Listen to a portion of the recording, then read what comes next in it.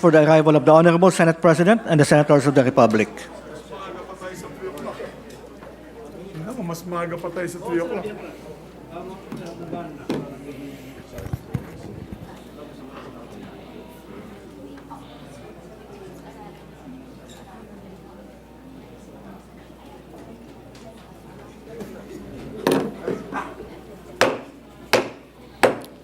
The 27th session of the Senate and the second regular session of the 19th Congress is hereby called to order. Our dear colleague from the city of San Juan,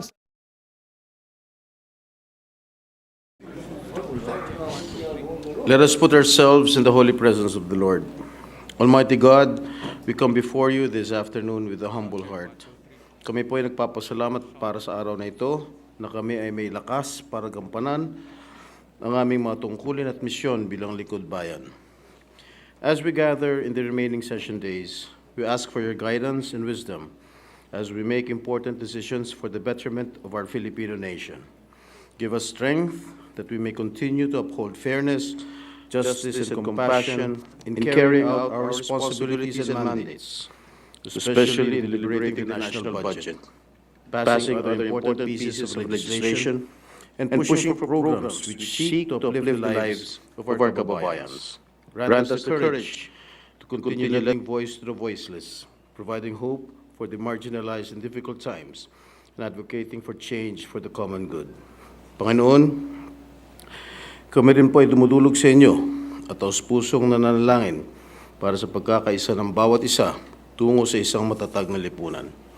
Mamutawi sana sa aming mga labi ang inyong mga aral ng pagpapakumbaba at pagpapatawad para sa kabubuti ng lahat. Panatilihin din po ninyo ang positibong pananaw at kasiglahan sa aming mga puso. Lastly, we pray for our beloved institution. We entrust our esteemed members into your loving care, and we pray that may your presence inspire them to continue representing the Filipino people with compassion and even beyond their work. In your most holy name we pray, amen. Amen. While we are waiting some of our colleagues to come into the session hall, we suspend session from here.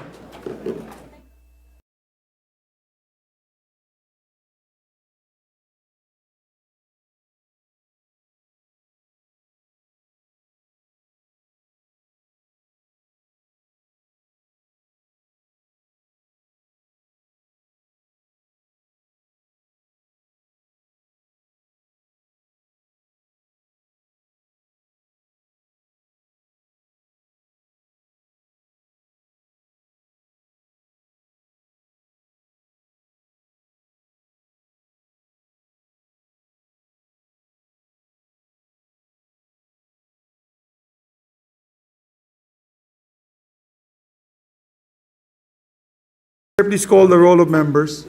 Roll call of members. The Honorable Senator Angara, Senator Binay, Senator Cayetano Alan, Senator Cayetano Pia, Senator De La Rosa, Senator Ejercito, Senator Escudero, Senator Estrada, Senator Gatchalian, Senator Go, Senator Ontiveros, Senator Lapid, Senator Legarda, Senator Marcos, Senator Padilla, Senator Pimentel, Senator Poe, Senator Revilla, Senator Tolentino, Senator Tulfo, Senator Villanueva, Senator Villar Cynthia, Senator Villar Mark, the Senate President.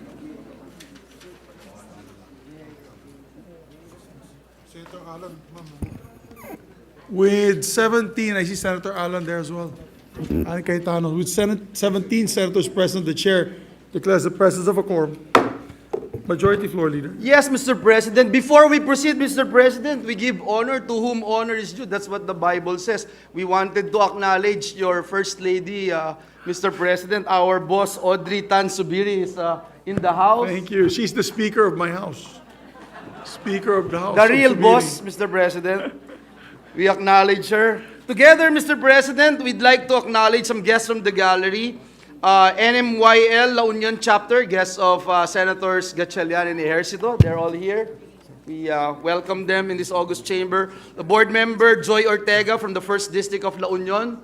I'd like to acknowledge the guests of Senator Villar, Guests of the Senate and DepSec Bilian, law students from the Pamantasan ng Lungsod ng Maynila, College of Law. They are also here. Guests of Senator De La Rosa. I'm not sure if they are here already. Secretary Benhar Abalos, PNP Chief Benjamin Acorda Jr., NAPOLCOM Commissioner Ricardo Bernabe III, other officials of the DILG, PNP, and NAPOLCOM. Guests of the Senate from the Metro Bank Foundation, Mr. Aniceto Sobrepeña, Mr. Philip D., and the partners of Metro Bank Foundation from various Rotary clubs, Mr. Jumi Borlaza, Mr. Carlo Benjamin Nis, Lieutenant General Raul Del Rosario, and Attorney Al Miguel Yogardo, Mr. President. We Thank welcome you. all of them. Welcome to your Senate, ladies and gentlemen. Mabuhay po kayo. Welcome to the Senate. Of course, Mr. President, please allow me to welcome my colleagues and my ates and kuyas and titas in the Jesus is Lord Church.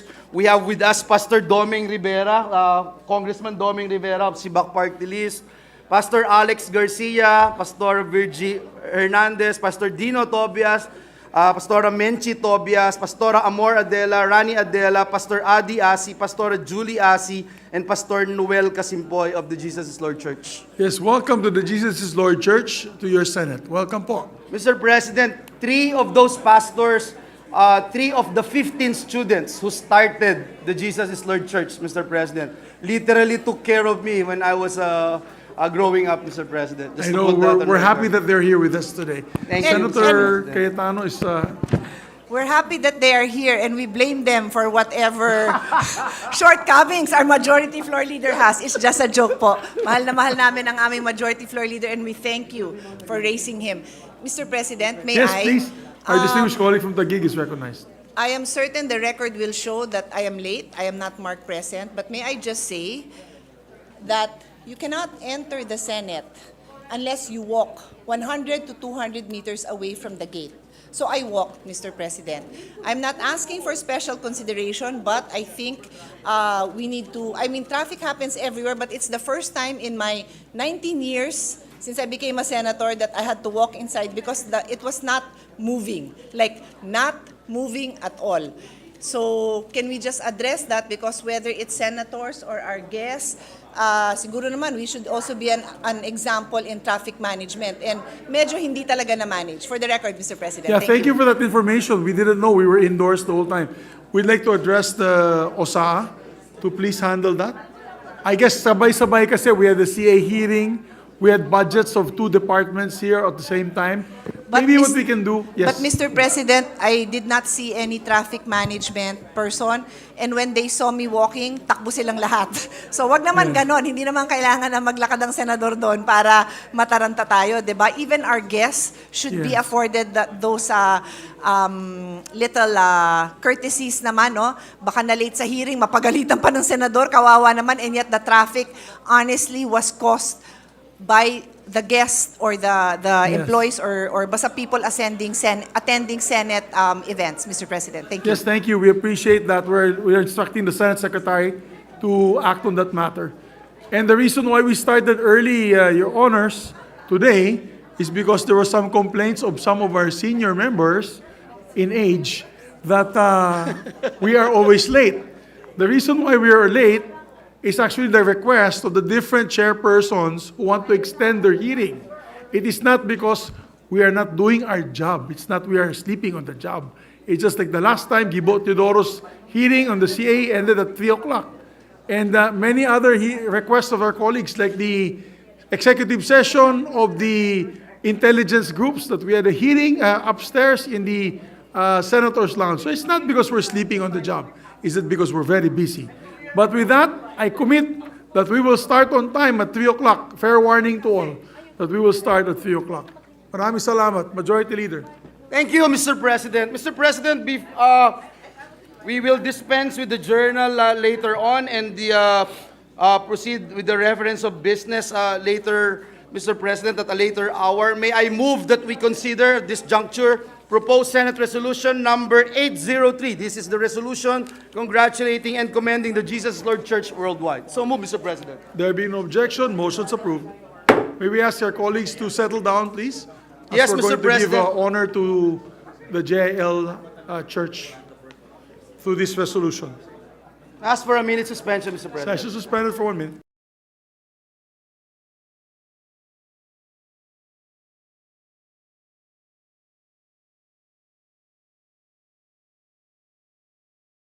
Mr. President, I move that we consider Senate Resolution number 803. I so move, Mr. President. There being no objection, motion's approved.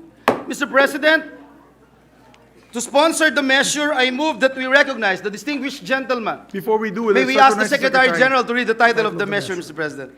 Resolution congratulating and commending the Jesus Lord Church worldwide for 45 remarkable years of successful transformational ministry in Luzon, Visayas, Mindanao, and in more than 70 nations worldwide. Mr. President, to sponsor the measure, may I move that we recognize the distinguished gentleman from the great province of Aurora, Senator Sani Angara. I so move, Mr. President. We'd like to recognize a distinguished gentleman from the province where surfing had originated in this country. No other than Senator Sani Angara. Thank you, Mr. President. Thank you, Majority Leader. Ginoong Pangulo, tayo po ay tumatayo sa bulwagang ito upang ipabot ang ating pagbati sa ating kaibigan at kasamahan na si Majority Leader Senator Joel Villanueva sa kanyang mga magulang na sina Brother Eddie at ang yumaong Sister Dory at sa lahat ng miyembro ng Jesus is Lord worldwide sa kanilang pagdiriwang ng ika-45th taong anibersaryo. Mababatid po, Ginoong Pangulo, na itinatag ang JIL noong 1978 na nagsimula lamang bilang isang maliit na Bible Study Fellowship. Pinangunahan po ito noong Nooy University instructor na si Brother Eddie at ng kanyang may bahay na si Sister Dory. Sa ngayon, 45 taong makalipas mula sa isang maliit na samahan, ang JIL ay mabilis na lumaganap hindi lamang dito sa atin kundi maging sa iba't ibang panig ng daigdig. Sa kasalukuyan, Mr. President, namamayagpag ang JIL sa may 82 lalawigan sa bansa at sa 70 mga bansa sa buong daigdig. Partikular na lumaganap ang JIL sa Asia, sa Europa, sa North America, South America at Oceania na posible pang dumami sa pagdaan ng panahon. Isa sa kahangahangang kakanyahan ng JIL, liban sa kanilang espiritual na paggabay sa kapwa, ay ang kanilang sinserong pagkakawanggawa, Mr. President. I especially commend JIL, their pastors, leaders, and volunteers for being very responsive during times of crisis. We see them joining relief efforts and disaster response-related activities through the iCare Compassion Ministries, which also implement poverty alleviation programs for poor Filipinos. Being the humanitarian arm of the JIL, iCare Compassion Ministries serve beyond the confines of the church and continually reach the people who are in need of immediate help and support. Dahil sa napakataas na antas ng kahirapan sa bansa, Ginoong Pangulo, naging bahagi na ng kanilang mga programa at proyekto na abutin ng ating mga kababayan na namumuhay sa matinding kahirapan. Isa sila sa kanilang mga prioridad upang kahit paano ay matulungan silang mamuhay ng maginhawa, matiwasay at may dignidad. Maging sa mga mag-aaral o mga out-of-school youth na nag-nais na ituloy ang kanilang edukasyon at nangangarap na makatapos, nariyan pa rin po ang JIL at handang tumulong sa pamamagitan ng kanilang scholarship programs. Kaysa maligaw ng landas, sinisikap ng iCare Compassion Ministries na iligtas ang ating mga kabataan at tulungang magkaroon ng nauukol na edukasyon, Mr. President. Maging sa mga usaping pampamilya, pangkalusugan, nariyan din po ang ating mga kaibigan mula sa JIL. Always providing help to underprivileged families and individuals through their many projects like the Adopt a Family, Pasa Love Medical Mission, and others. Kapuri-puri po, Mr. President, ang kanilang patas na pagmamahal sa kapwa. Walang diskriminasyon, anuman ang estado ng isang tao sa lipunan. Kung ang iba po, Ginoong Pangulo, ay nangingilag na makipag-usap o mapalapit sa mga kababayan natin sa mga bilangguan, ang JIL Compassion Ministries po ay walang pag-aalinlangang lumalapit sa mga kababayan nating ito upang ipalaganap ang pag-aaral ng Diyos. tumutulong sa pangangalaga ng kanilang kalusugan sa pamamagitan ng food assistance, medical and dental assistance, at nagbibigay din ng tulong pinansyal kung ang isang bilanggo ay nakalaya na. Ito ay para matulungan sila sa kanilang pagbabagong buhay. At tulad din nating mga kawani sa gobyerno, Mr. President, kabilang din ang mga kaibigan at kapatid natin sa JIL na nagpapaabot ng tulong at emergency assistance sa mga Pilipinong sinalanta ng iba't ibang kalamidad at trahedya. And to help Filipinos living in extreme poverty, the JIL offers a program where our poor can participate. This includes livelihood training where the participants are provided with appropriate skills training, and exercises. Maging sa mga kababayan po nating mga OFWs, Mr. President, hindi rin nakakalimutan ng JIL gabayan at tulungan sa mga panahong sadlak sila sa problema. Through the years, Mr. President, the JIL worldwide has been an important partner of our Philippine embassies and consulates in various parts of the world, helping our OFWs and other Filipino migrants who are in need of counseling services, labor-related assistance, and migration-related resources.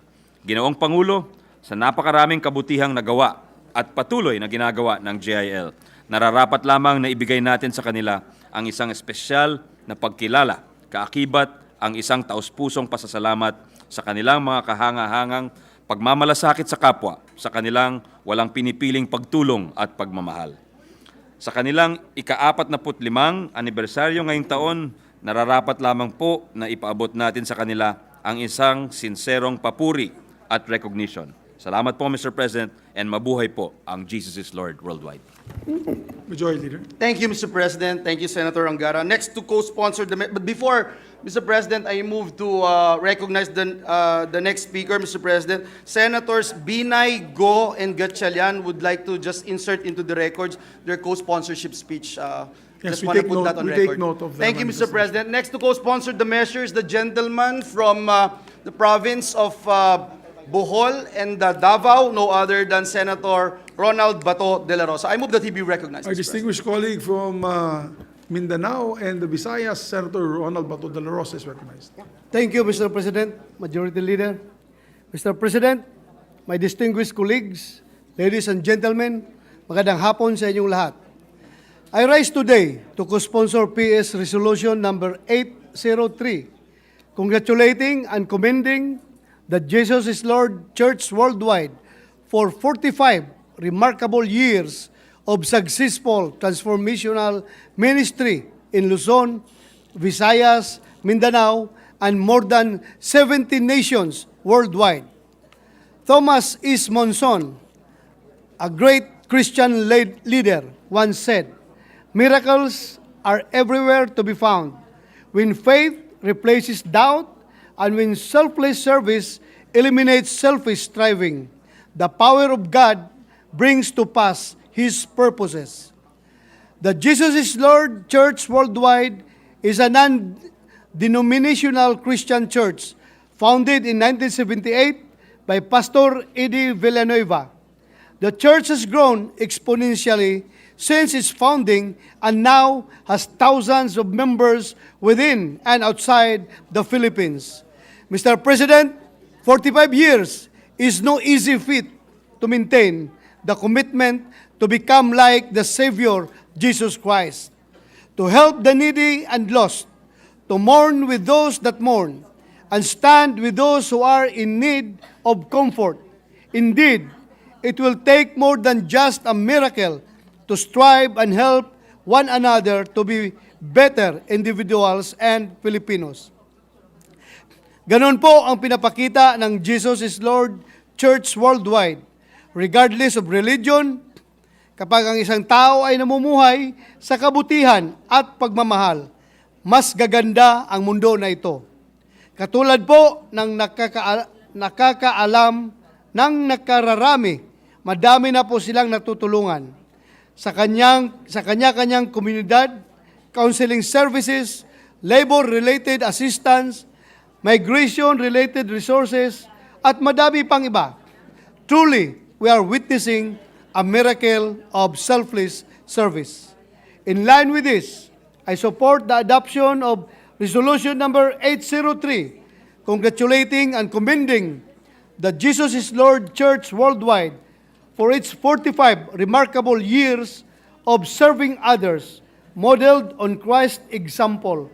I pray that the Church will continue to be a blessing to our nation and the world for many years to come. Thank you, Mr. President. Maraming salamat, Senator De La Rosa. Thank you, Senator Bato. Mr. President, Senator J.V. Ejercito, our Deputy Majority Leader, would also like to insert into the record his co-sponsorship speech. Yes, we take note of that. At this juncture, Mr. President, I move that we recognize the distinguished gentleman from the great province of Cavite, no other than Senator Bong Revilla Jr. Our So moved, Mr. distinguished President. colleague from the historic province of Cavite, Senator Bong Revilla, who celebrated his birthday yesterday with the wonderful rendition of many Filipino songs. We'd like to recognize you, sir. Maraming salamat, Ginoong Pangulo. Mr. President, once again, we congratulate and commend the Jesus is Lord Church worldwide for their unwavering commitment to shepherd the flock towards the kingdom of the living God. 4 at kalahating dekada na po ang pagpapastol nila tungo sa misyong ilapit ang mga tupa sa Panginoon na may hangaring iligtas at hilumin ang sanlibutan, sabay ng paghahatid at pagpapalaganap ng salita ng Panginoon. With their untiring efforts for global growth, they have touched hearts and changed lives in 82 provinces in the Philippines and 70 countries around the world. Wala pong duda na sa tulong at misyon ng JIL, maraming pinukaw at binigyan ng inspirasyon. They help unite the herd back to the Lord's embrace. Kung kaya't kasabay ng selebrasyon ng ika-45 anibersaryo ng JIL, ang atin din pong pagpupugay at pagsaludo sa ambag nito sa ating lipunan bilang tagapatnubay tungo sa inspiritual na papanag-uli ng sanlibutan patungo't pabalik sa ating Panginoon. Thank you, Mr. President. Maraming salamat, Senator Revilla. Mr. President, Senator Jinggoy Estrada and Senator Francis Tolentino would also like to insert into the records their co-sponsorships together with Senator Grace po. Let it be placed on record, Mr. President. We put that on record. I believe Senator Cayetano is also raising his hand Mr. earlier. President, Senator Alan Cayetano. the ate muna, Mr. President. Okay. Senator Pia Cayetano is seeking the floor. May I move that she be recognized, Mr. President? Yes, ladies first, of course, and not due to age, but due to experience. We recognize our distinguished colleague from the city of Taguig, Senator Pia Cayetano. Thank you, Mr. President. I was going to insert my speech into the record, but I never have a written speech. So anong i-insert ko? So sasabihin ko na lang na kaharap po ang ating mga kapatid. First of all, congratulations, blessings more abundantly in the years to come. 45 years. Hindi ko alam if that is older than everyone present in the Senate Hall, no? Pinakabata yata dito is late 40s. So kaedad nyo na yung average age ng Senate. 82 provinces and 70 countries. Kaya mga kababayan, mga kapatid, those watching us, kahit saang bansa na halos kayo makapunta, makakahanap kayo ng JL, you will feel at home.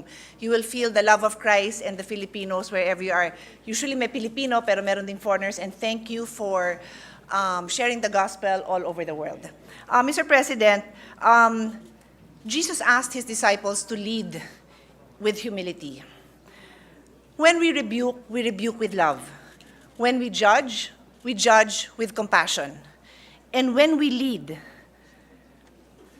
a life in simplicity, humility, and following the greatest commandment. Love your God with all your heart and with all your soul and with all your mind. This is the first and greatest commandment. And the second is, love your neighbor as yourself. Can I just say that most people only look at that as biblical phrases. Those of us who were blessed to have a parents, a tita, a ninang, a neighbor who trained us in the Word of God, we memorize these phrases, di ba? But for most people, that only means something if you know somebody who lives a life like that. And can I just say to those who raised our majority floor leader, Senator Joel Villanueva, he does epitomize those values that I mentioned. mababa ho ang aking patience dun sa napakayabang ng mga public officials. Wala ho akong patience and I ask God for forgiveness. Pag nagtataas ako ng boses, pag naiinis ako, you can check YouTube, madalas ako magalit. Because I cannot stand when there are people of authority that do not try to work with compassion and understanding and humility. And I can honestly say, namuti na yung buhok ng aming majority floor leader to try to work fairly with all of us here. He will bend over backward para ma-accommodate. And hindi ho ito pagpupugay sa kanya. Pagpupugay po ito dun sa inyo na nagpalaki sa kanya and the values that you have inculcated in him. Hindi po siya perfect, make no mistake. Minsan binabatok-batukan ko din yan. But with all our imperfection, he tries to emulate that kind of leader that God wanted you and that you have molded. So ipagpatuloy niyo po ang maganda niyong trabaho all over the world. God bless JIL, God bless Brother Eddie, and God bless the leadership and all the members and the community of Christ. Thank you, Mr. President. Thank you very much. Thank you, Madam Mr. President. And let me colleague. put on record, Mr. President, palalampasin ko yun dahil ate siya, Mr. President. But kidding aside, I'm humbled and very thankful and grateful to the manifestations of our dear colleague, Senator Pia Cayetano. Mr. President, Senator Robin Hood Padilla is also seeking the floor. May I move that he be recognized, Mr. President? Our distinguished colleague, Senator Robin Padilla, is recognized. Maraming salamat po, Ginoong Pangulo at sa ating pinunong mayorya. A'udhu billahi minash shaitanir rajim, bismillahirrahmanirrahim. Gusto ko lamang pong iparating ang aking malalim na pagbati sa ika-45 taong anibersaryo ng Jesus is Lord Worldwide. Alam niyo po, sa aming katuruan sa Islam, ang pinakamalapit sa mga Muslim ay ang mga Kristiyano. At yan po ay napatunayan sa kasaysayan, mahal na Ginoong Pangulo, sapagkat nung panahon na ang mga Muslim po ay under persecution ng mga pagano sa Arab, ang mga Kristiyano po ang tumulong sa kanila at ang nagtago sa kanila. At sila po ang nagbigay ng bansa sa mga Muslim. At hindi po yan nakakalimutan ng inyong mga kapatid na Muslim. At ang message po ng Jesus is Lord ay pag-ibig. At ito po ay napakahalaga sa panahon natin ngayon sapagkat ang Pilipinas po ay kilala sa pagiging religious. At ito pong nangyayari sa paligid natin ngayon na napupuno na po tayo ng iba't ibang klaseng fake news, immorality, lahat na po, ano? Dahil nabigiging biktima tayo ng mga pangit na nangyayari sa social media. Kailangan po natin ng mga ganitong organisasyon, ang mga ganitong simbahan na magpapalaganap ng katuruan, ng gospel, at siyempre po ang morality, at higit sa lahat ang pagmamahalan. Napakahalaga po nito. At gusto ko ramang din pong malaman po ninyo, katulad po ninyo, ang mga Muslim ay inaantay ang pagbabalik ni Jesus Christ. Yun lamang po, muli, congratulations po at binabati ko po ang Jesus is Lord worldwide. Maraming salamat, kapatid Senator Robin Padilla. Thank you, Mr. President. Mr. President, our Senate President pro tempore, Senator Lauren Legarda, would also like to insert into the records her co-sponsorship speech. Let me Thank you. We take place that into note the of record. that. Yes. Mr. President, Senator Francis Tolentino changed his mind, Mr. President. He wanted to deliver his co-sponsorship speech. May I move that he be recognized, Mr. President? Yes, our distinguished colleague, Senator Francis Thank you, Mr. Tolentino, is President. recognized. I join the celebration today as we celebrate the 45th year of this spiritual journey. We acknowledge the wise leadership of Brother Eddie Villanueva, and he has guided the Jesus Lord movement for several years. The selfless dedication and tireless efforts of its leaders and members have been instrumental in nurturing a strong and vibrant community where the teachings of Jesus are not just words, but a way of life. We also extend our deepest appreciation to the committed members of the movement who diligently practice the values imparted by Jesus Christ, both inside and outside the walls of the church. It is through their unwavering faith, service, and commitment that the Jesus is Lord movement continues to flourish and make a lasting impact on the lives of others, including several communities in the province of Cavite. As they embark on another year of this extraordinary journey, again, Mr. President, let them renew their commitment to spreading love, kindness, and compassion. Let us also strive to be the living embodiment of Christ's teachings in our daily lives so that the impact of this movement reaches far beyond these 45 years and continue to inspire generations to come.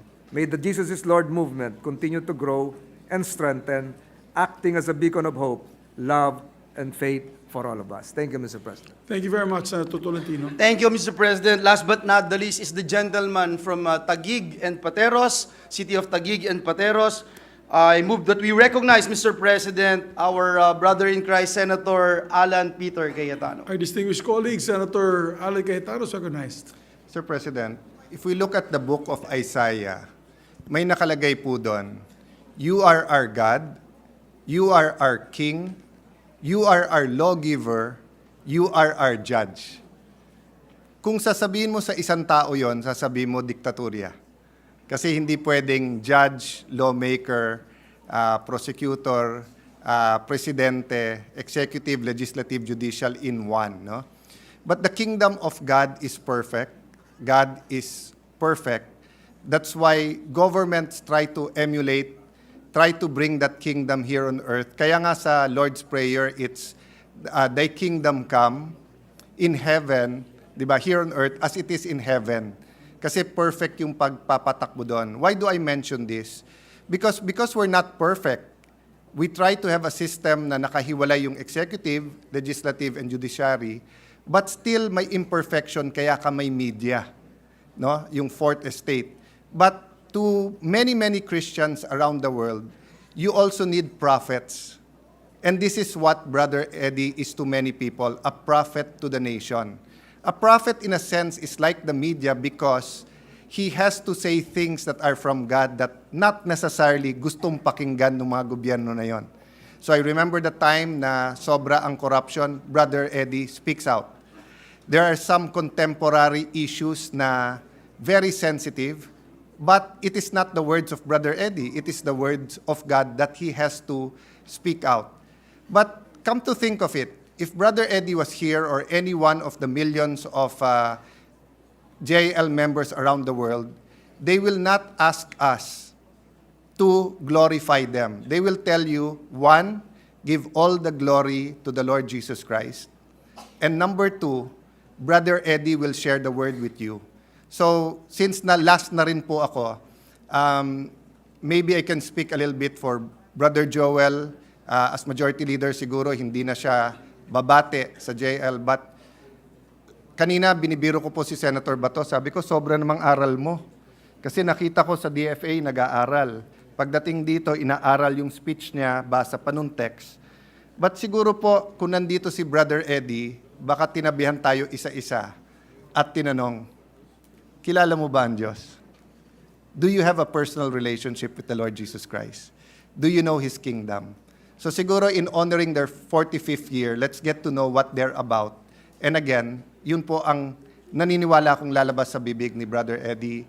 Kung nandito po si Sister Dory, of course si Mayora Joni, I know that cuts deep into the heart of the Villanueva family. But what brings them common joy is that the Lord gave them 45 years to say that, mga pastor ng JL, Jesus is Lord. Hindi, ano yung sabi prati ni Brother Eddie? Jesus is Lord all over the world. Jesus is Lord in the Philippines. God bless you. Thank you po very much. Thank you very much, our distinguished colleague, Senator Cayetano. And before we act on the of course, the motion that the Majority Floor Leader will make, if I can say just a few words. Please. Growing up as a young man and as a young child, we would watch your father, Brother Eddie Villanueva, on TV every night. And he would pray and he would preach the gospel of the Lord.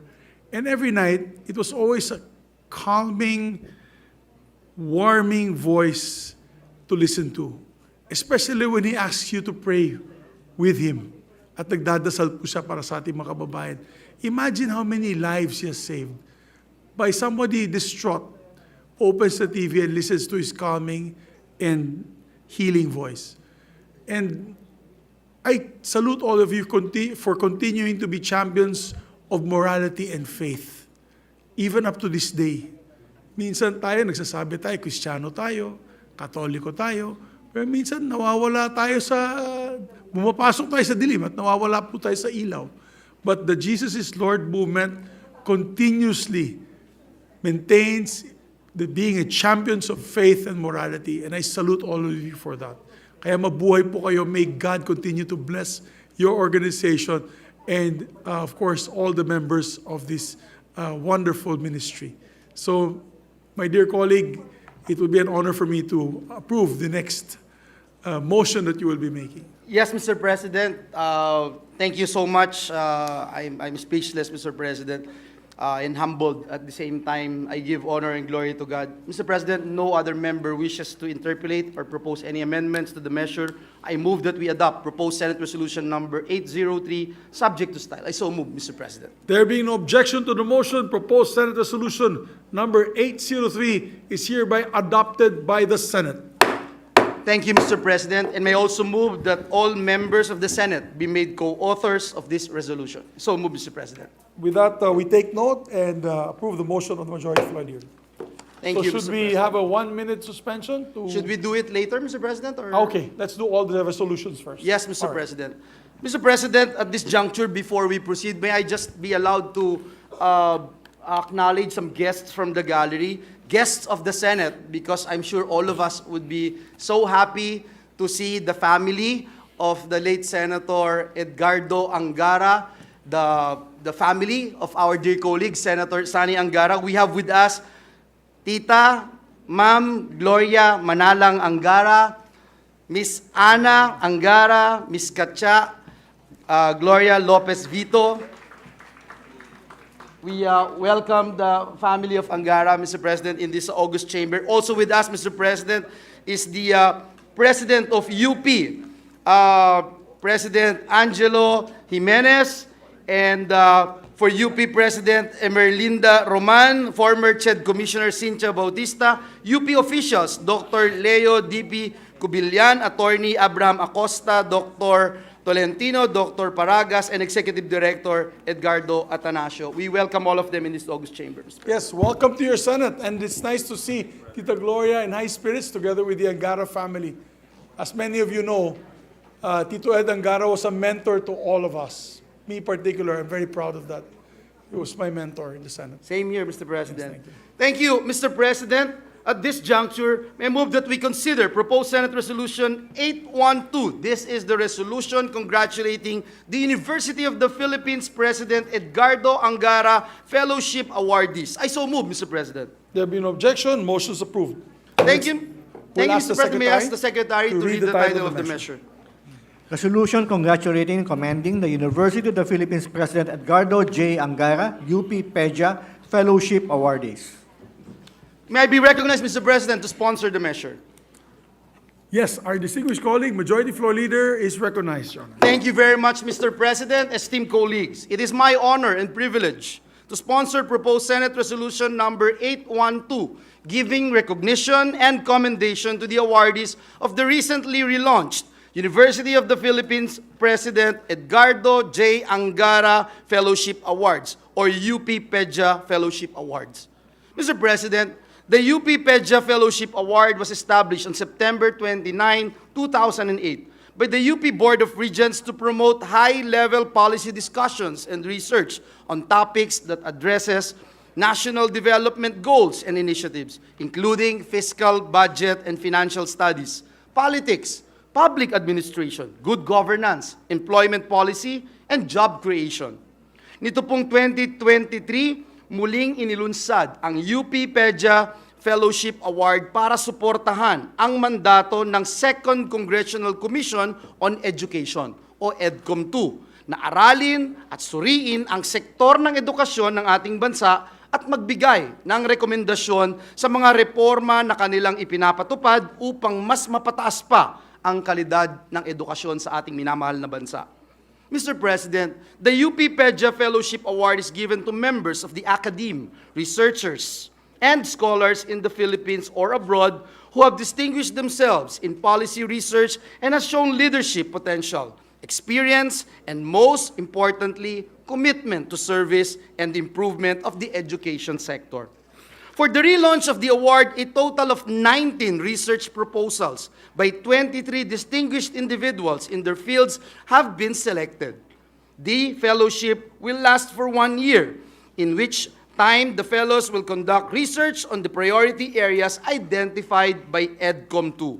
Let me congratulate them one by one, Mr. President. Kenneth Isaiah Abante and Dris Supreme Comia of Wisov Foundation. Dr. Michael Alba, immediate past president of Far Eastern University or FEU.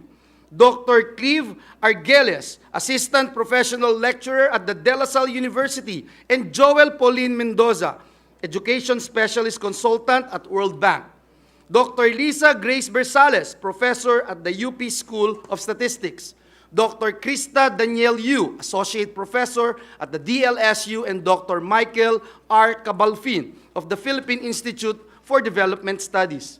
Dr. Maria Asunta C. Cuyegkeng, Dr. Geoffrey Ducanes, Dr. Maria Regina Hechanova Alampay, Dr. Enrique Niño P. Leviste, and Dr. Maria Glenda Lopez Uy. All are professors at the Ateneo de Manila University. Dr. Elizabeth King, adjunct professor at Georgetown University. Dr. Rosario Manasan, senior education policy economist and TA team leader, secondary education support program of the Asian Development Bank.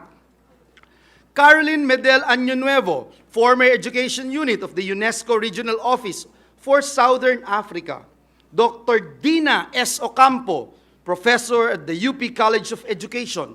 Dr. Carmencita Padilla, national scientist and chancellor of the University of the Philippines, Manila. Dr. Maria Mercedes Rodrigo, professor at the Ateneo Department of Information Systems and Computer Science. Dr. Luis Sison, professor at the University of the Philippines. Dr. Luis Ray Velasco, executive member of the National Innovation Council and former chancellor of the University of the Philippines, Los Baños. Dr. John Paul C. Vergara, professor at the Ateneo de Manila University, and Dr. Felicia Yeban, full professor at the Philippine Normal University. As early as now, Mr. President, my esteemed colleagues, I am already hopeful and looking forward to what our esteemed fellows will find out in their respective research studies, as well as their recommendations to bring the Philippine education sector to new heights. Allow me, Mr. President, to also give special mention to the members of the UP PEDJA Fellowship Committee who thoroughly scrutinized the several applications submitted. UP President Attorney Angelo Jimenez, Senator Sani Angara, our dear colleague, Dr. Emerlinda Roman, Dr. Maria Cincha Rose Bautista, and Secretary Arsenio Balisacan of NEDA. Of course, all this would not be possible without the unwavering support of the Angara family led by our beloved Tita, Mrs. Gloria Angara. Coincidentally, Mr. President, the awarding ceremony early this afternoon is both a relaunch of the UP PEDJA Fellowship Awards and a commemoration of the late Senator Edgardo J. Angara's 89th birthday. He was born on September 24, 1934. The EDCOM 1, Mr. President, as everyone knows, is the brainchild of the great SEDJA. Dahil din po sa EDCOM 1, kaya naisabatas ang Republic Act No. 7796 o ang TESDA Charter noong 1994. Masasabi ko po, Ginoong Pangulo, kung wala si SEDJA, wala rin ang TESDA at maaaring wala din po ang nagsasalita sa inyong kaharapan sa bulwagang ito, ang inyong lingkod, ang inyong TESDA man. Nagpapatuloy po ang legasiya ni SEDJA para sa sektor ng edukasyon at training sa bansa na pinagpapatuloy din po ng kanyang anak, our esteemed colleague, na kasama dito sa Senado at commissioner din ng EDCOM 2, Senator Sani Angara. Sa katunayan po, lumalawak, lumalakas at yumayabong pa ang legasiyang ito ni Senator Edgardo J. Angara dahil sa partnership ng UP PEDJA at ng EDCOM 2. at sa pagpupunyagi ng ating mga magigiting na mga fellowship awardees. Muli, Ginoong Pangulo, congratulations to our fellowship awardees. Maraming salamat po at pagpalain tayong lahat ng ating Panginoong Diyos. Yes, maraming salamat sa ating Majority Floor Leader.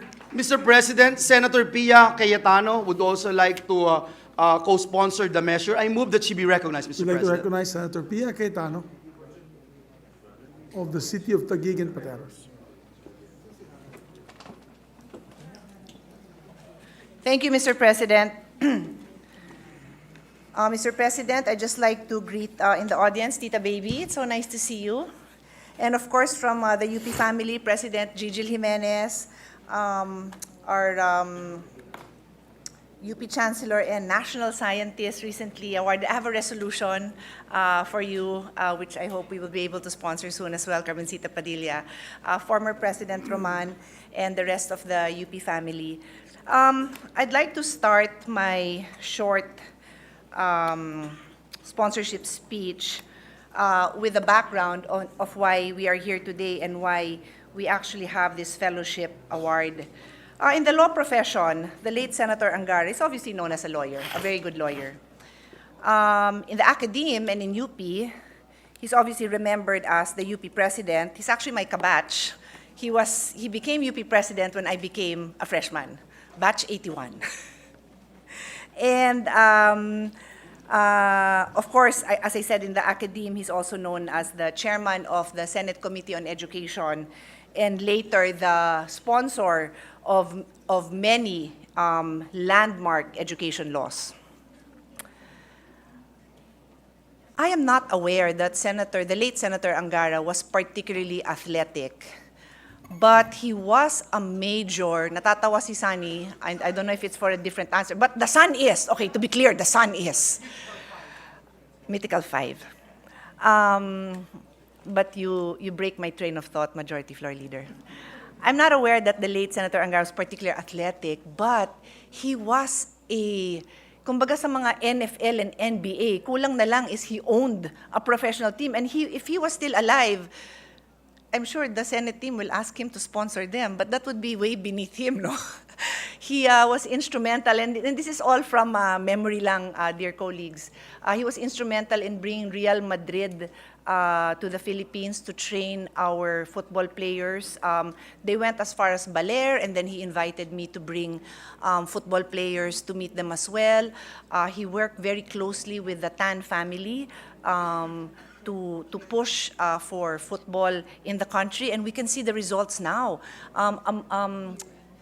In August, we commended the Philippine women's football team that won their historic game against the host country, New Zealand. And I wanted to be sure that people remember how do we get to where we are?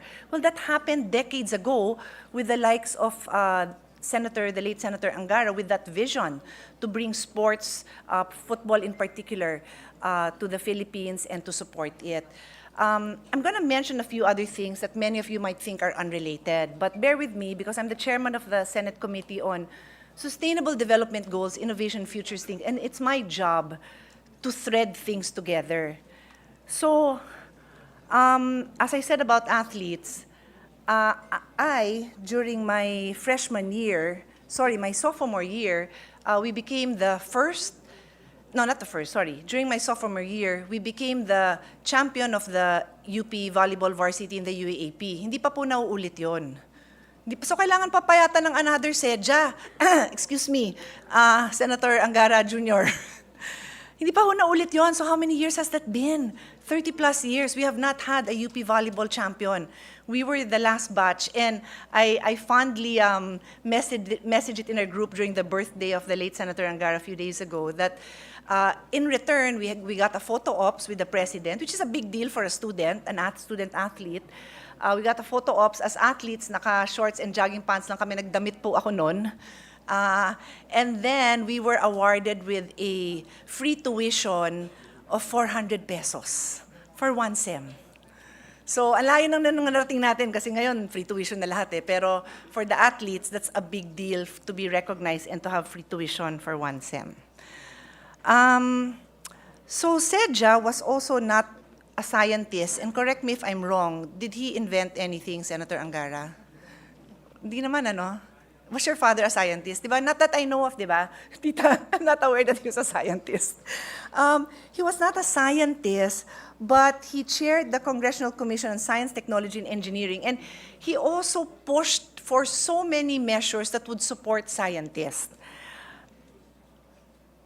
For the record, he's a lawyer like my dad. And then my last point is, he obviously was not a woman, but he authored the Rooming In Act, which is a law now that we take for granted because when you gave birth before, your baby was not united with you. Your baby, well, if you could afford to be in the hospital, the baby was in the nursery and the mom was recovering in another room for 3 days. But the rooming in law follows the science that a baby and a mom should have skin-to-skin contact.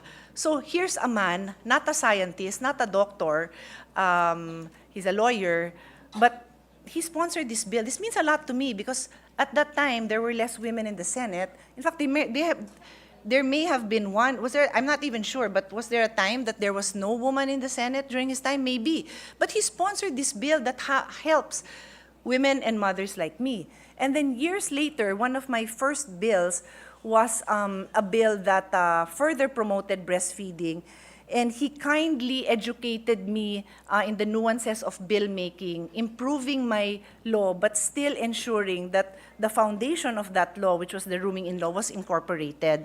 So we now have the expanded breastfeeding law, which allows women to continue to breastfeed or to express their milk during office hours. They will be given time. They will not be discriminated if they do this in the workplace.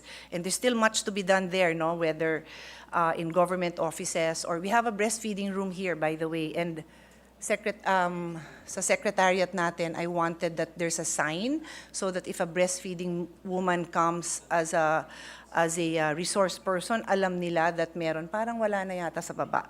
Anyway, so I mentioned all of this, and marami pa sigurong iba, to highlight why this fellowship award is very important.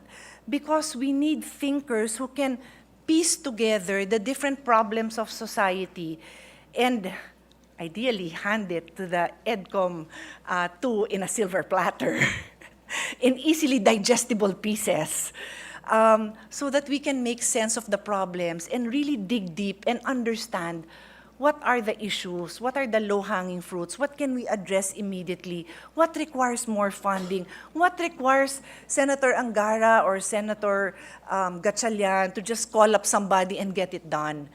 And so we need these scientists, these educators, these researchers to use their own lessons in life, their own experiences, and their skill to find these solutions. We don't have time to wait. Countries around us are moving at the speed of lightning in their educational sector, and we are still dealing with problems we were dealing 20 years ago. So I am a huge supporter of this fellowship grants that we have. We want to see more of them. I think what's also crucial is what I said, deliver it to us on a silver platter and then help us digest this in amounts that we are capable of consuming as policymakers, but that the public is also capable of consuming. Kasi minsan, napapagod yung mga tao sa research. Research na naman. We want them to be able to see, no, this research transforms into this. Ito yung outcome ng research na yan. So on that note, Mr. Chairman, Mr. President, hindi ko na po iisa-isahin, but a lot of these are luminaries in their fields. I look forward to seeing the outcome of this research, and I look forward to honoring them again when they present more outcomes for us to be able to use. Thank you, Mr. President. Thank you very much. Thank you very much, distinguished colleague. Thank you. Senator Sani Angara, Mr. President, seeking the floor. May I move that he be recognized, Mr. President? Yes, a distinguished colleague from the great province of Aurora, Senator Angara is recognized. Thank you, Mr. President. Thank you, Majority Leader. I just want to say thanks to both of you who delivered very impassioned and complimentary speeches for my late father. And natutuwa po kami at nagpapasalamat kami sa inyo. Thank you, Mr. President, also for your kind words. I just want to say thanks also because this fellowship was begun in 2011 when my father was still alive, and he helped fund it with an initial amount of 50 million. And the interest was meant to fund the studies. So in 2011, you had, some, I think Jerry Sikat, national scientist Raul Fabella, ICC judge Raul Pangalangan were some of the initial awardees of the PEDJA Fellowship. And there were awardees in 2013 and 2015, but for some reason, for 8 years, it lay dormant. So I just want to place on record my special thanks to UP President Gigil Jimenez, who's here in the gallery, for fast-tracking the revival of this fellowship.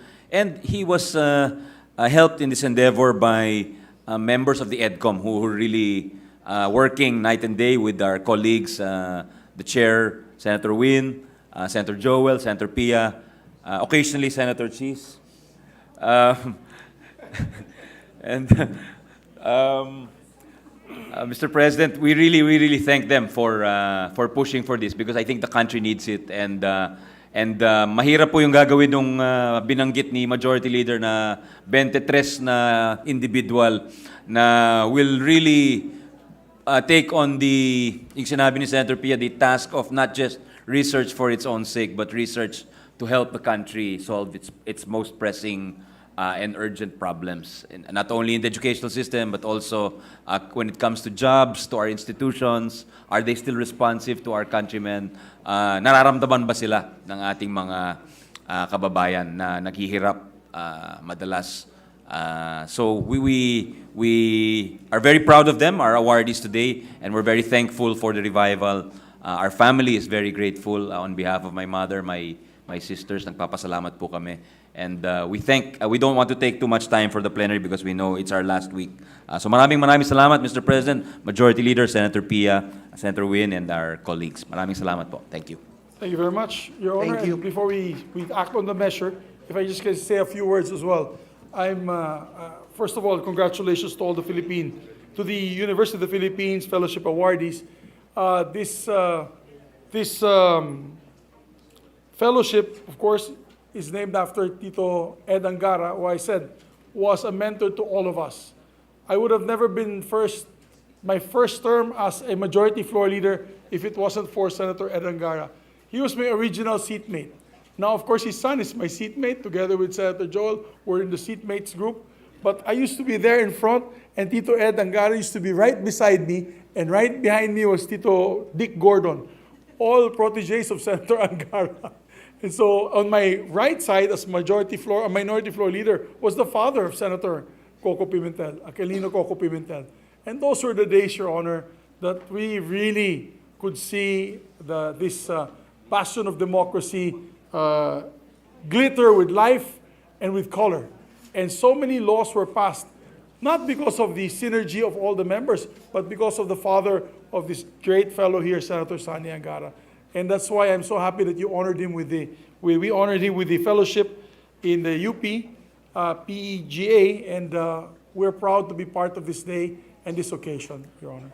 Thank you, Mr. President. We really appreciate your kind words, and my father was very proud of you when you were Majority Leader at a very young age, Mr. President. I just forgot to thank, if I may, former President, UP President Emmer Roman, former CHED Commissioner Cynthia Bautista, and EDCOM Director KME, because they pushed for the revival of this fellowship, along with UP President Jimenez and his team. Maraming salamat. Thank you, Your Honor. And just to answer to what you said, when he was proud of me, I was the first one to say that I wasn't ready. And it was your father, I said I can't do it. And your father pulled me aside in the corner and he said, no, you can. You're from UP, you've had your experience in the House of Representatives, you can be the majority floor leader. He believed in me. He was the very first people that believed in me. Kaya mahal na mahal ko po yung tatay niyo. So, without further ado, Mr. President, pasensya So we na do ho kayo. this? I would also like to mention, Mr. President, that when we were in TESDA, I would get calls and text messages from the great Tito Ed Angara. And until now, Mr. President, I will be forever grateful, Mr. President, for all the wisdom and knowledge that he imparted unto me, Mr. President. At syempre, masaya din tayo, Mr. President, dahil kasama natin yung kanyang anak na nagmana, Mr. President. Sa talino. Ng sa galing. kaganyang kagalingan, Mr. President. At iba pa. Mr. President, no member wishes to interpolate or propose any amendments to the measure.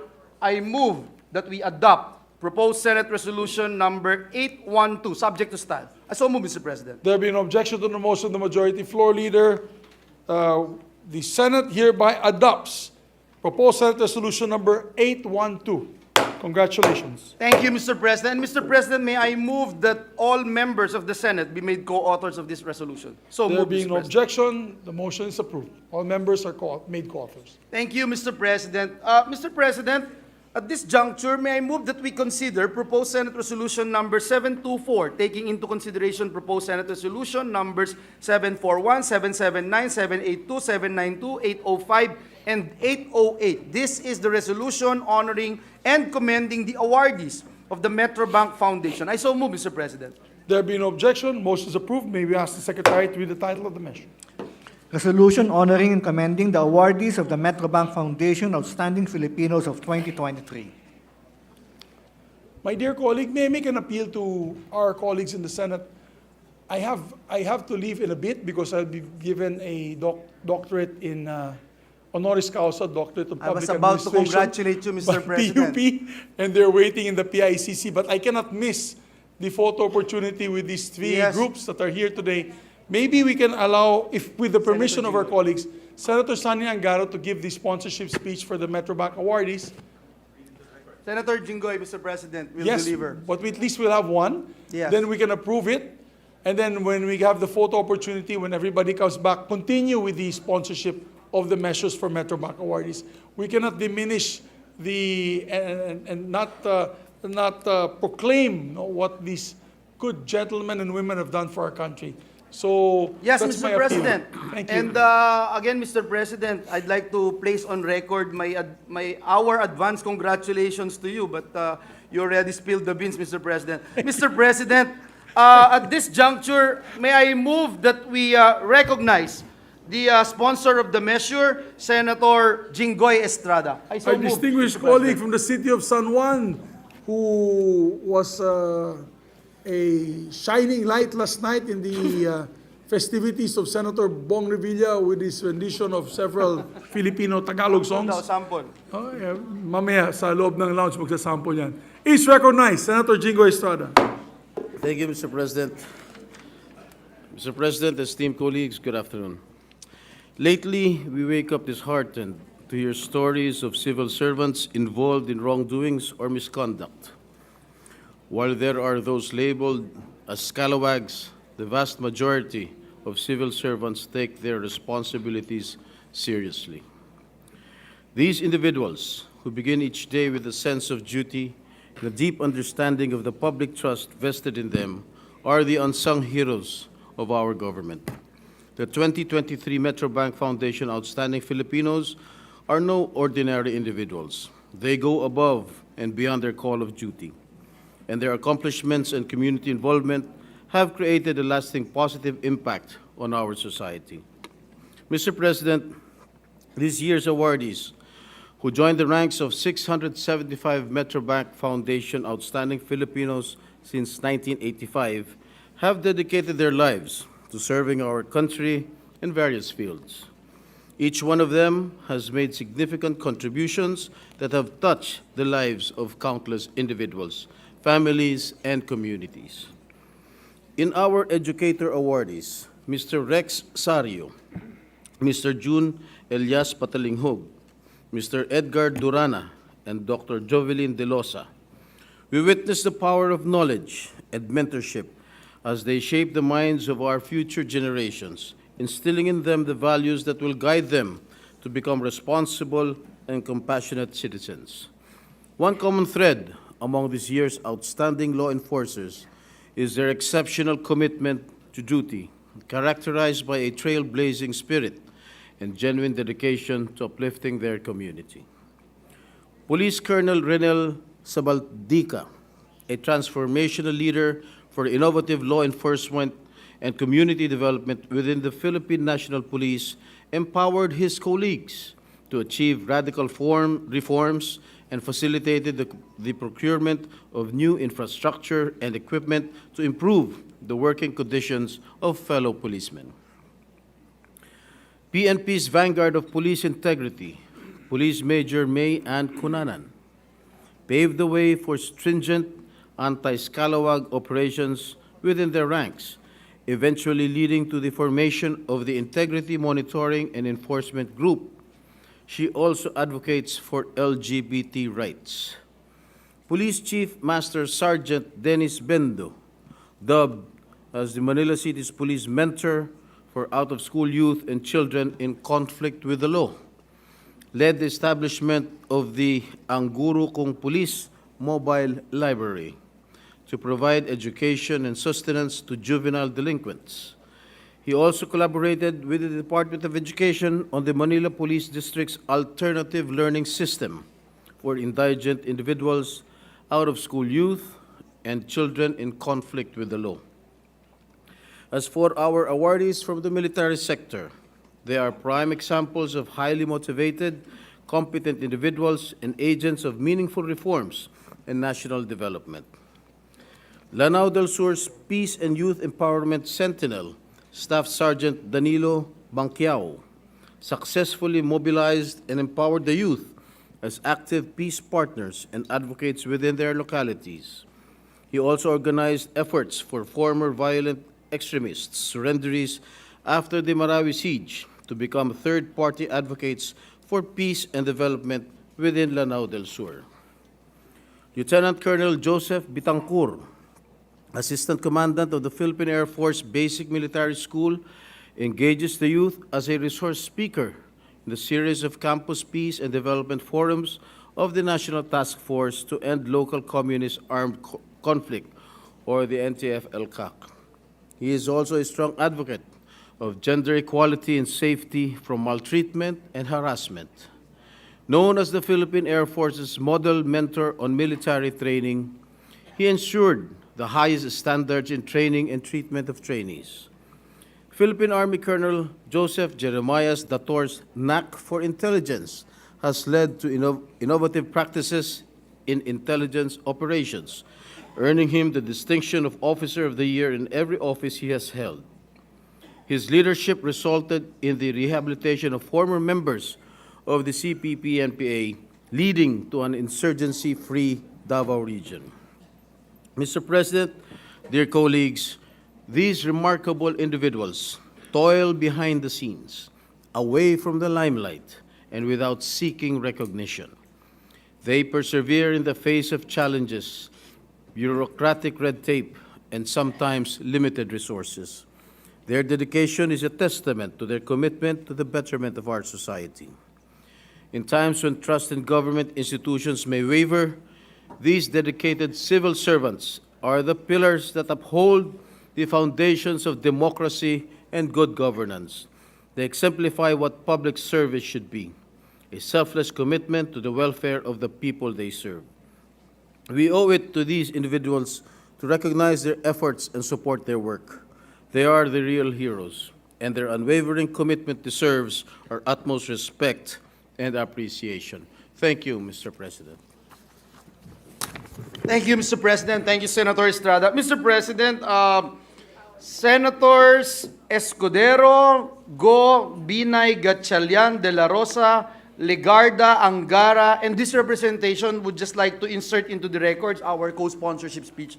Let it be placed into the records, Mr. President. Thank you very much, my dear colleague. Yes. And if I may, I'd just like to congratulate Mr. President, yes. I think Senator Pia is also would just make a very short. Our distinguished colleague from Kaibigan, before we Senator act on Pia the Cayetano. motion. Thank you. Mr. President, you know, when I say it's short, it's very short. But I cannot not stand up and honor the Metrobank awardees and, of course, commend the Metrobank Foundation, our good friends, the Metrobank family, of course, Chito Sobrepeña.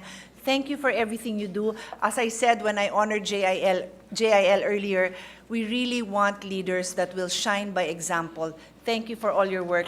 In the days to come, we will continue to commemorate the accomplishments and the way you have given back to our country, not just in the halls of the Senate, but alam nyo naman, through social media. We want people to see the kind of leaders we have in different areas of our community. Thank you again to the Metrobank Foundation, and congratulations to all the awardees. Thank you, Mr. President. Mr. And if President. I may, Mr. Majority Leader, to my dear colleagues, we'd like to congratulate Colonel Joseph Sinio Dator of the Philippine Air Force, Lieutenant Colonel Bitancor of the Philippine Air Force, Staff Sergeant Danilo Banquiao of the Philippine Army, Master Sergeant Dennis Bendo of the Philippine National Police, Police Major Mayan Cunanan, also from the Philippine National Police, Police Colonel Renel Sabaldica from the Philippine National Police, together with our educators that are here today, Mr. June Elias Patalinhog, as well as Edgar Durana, and I have two people that I would like to make special mention because they come from my home province of Bukidnon, and I'm so proud of them.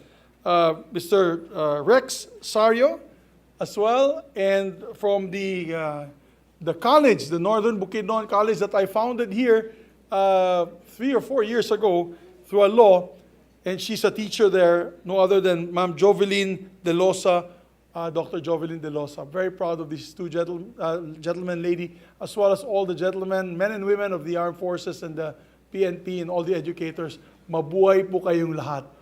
And we are honored to be with all of you. And of course, to echo what Senator Pia had said, maraming salamat sa Metrobank Foundation. These people work hard to be able to get an award from Metrobank. You are an inspiration to so many. The Metrobank Foundation is an inspiration to so many teachers, soldiers, and policemen. Kaya mabuhay po kayo. I remember when we gave an award to Mr. George T. when he passed away several years ago. One of the reasons why we honored him with a resolution here today was because of his Metrobank Foundation, honoring all these brave men and women in the field of education and the armed services. Kaya mabuhay po kayo. Majority Leader. Thank you, Mr. President. Mr. President, Senator Revilla would also like to insert into the record his co-sponsorship speech. With that, Mr. President, no member wishes to interpolate or propose any amendments to the measure. I move that we adopt proposed Senate Resolution number 724, taking into consideration proposed Senate Resolution number 741, 779, 782, 792, 805, and 808, subject to style. I so move, Mr. President. There be no objection. Proposed Senate Resolution number 724, taking into consideration proposed Senate Resolutions number 741, 779, 782, 792, 805, and 808 is hereby adopted by the Senate.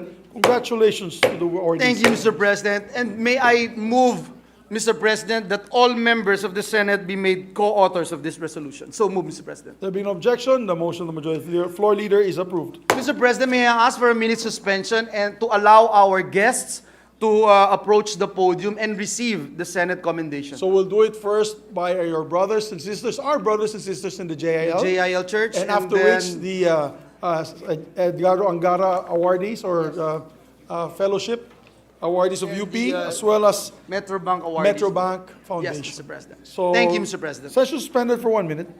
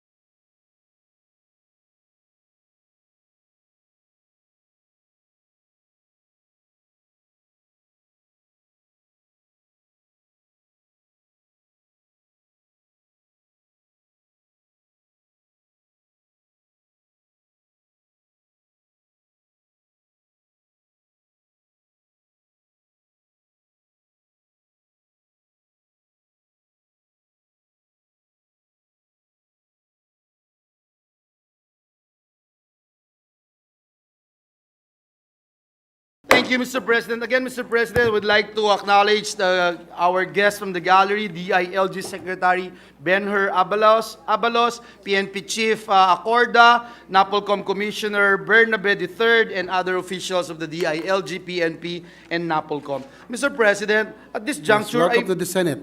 Yes, Mr. President, we welcome all of them in the Senate. Mr. President, at this juncture, I move that we transfer from the calendar for ordinary business to the calendar for special orders, Committee Report number 137 on Senate Bill number 2449. This pertains to the organizational reforms in the Philippine National Police, amending RA number 6975 and 8551. I so move, Mr. President. Is there an objection? There being none, so transferred.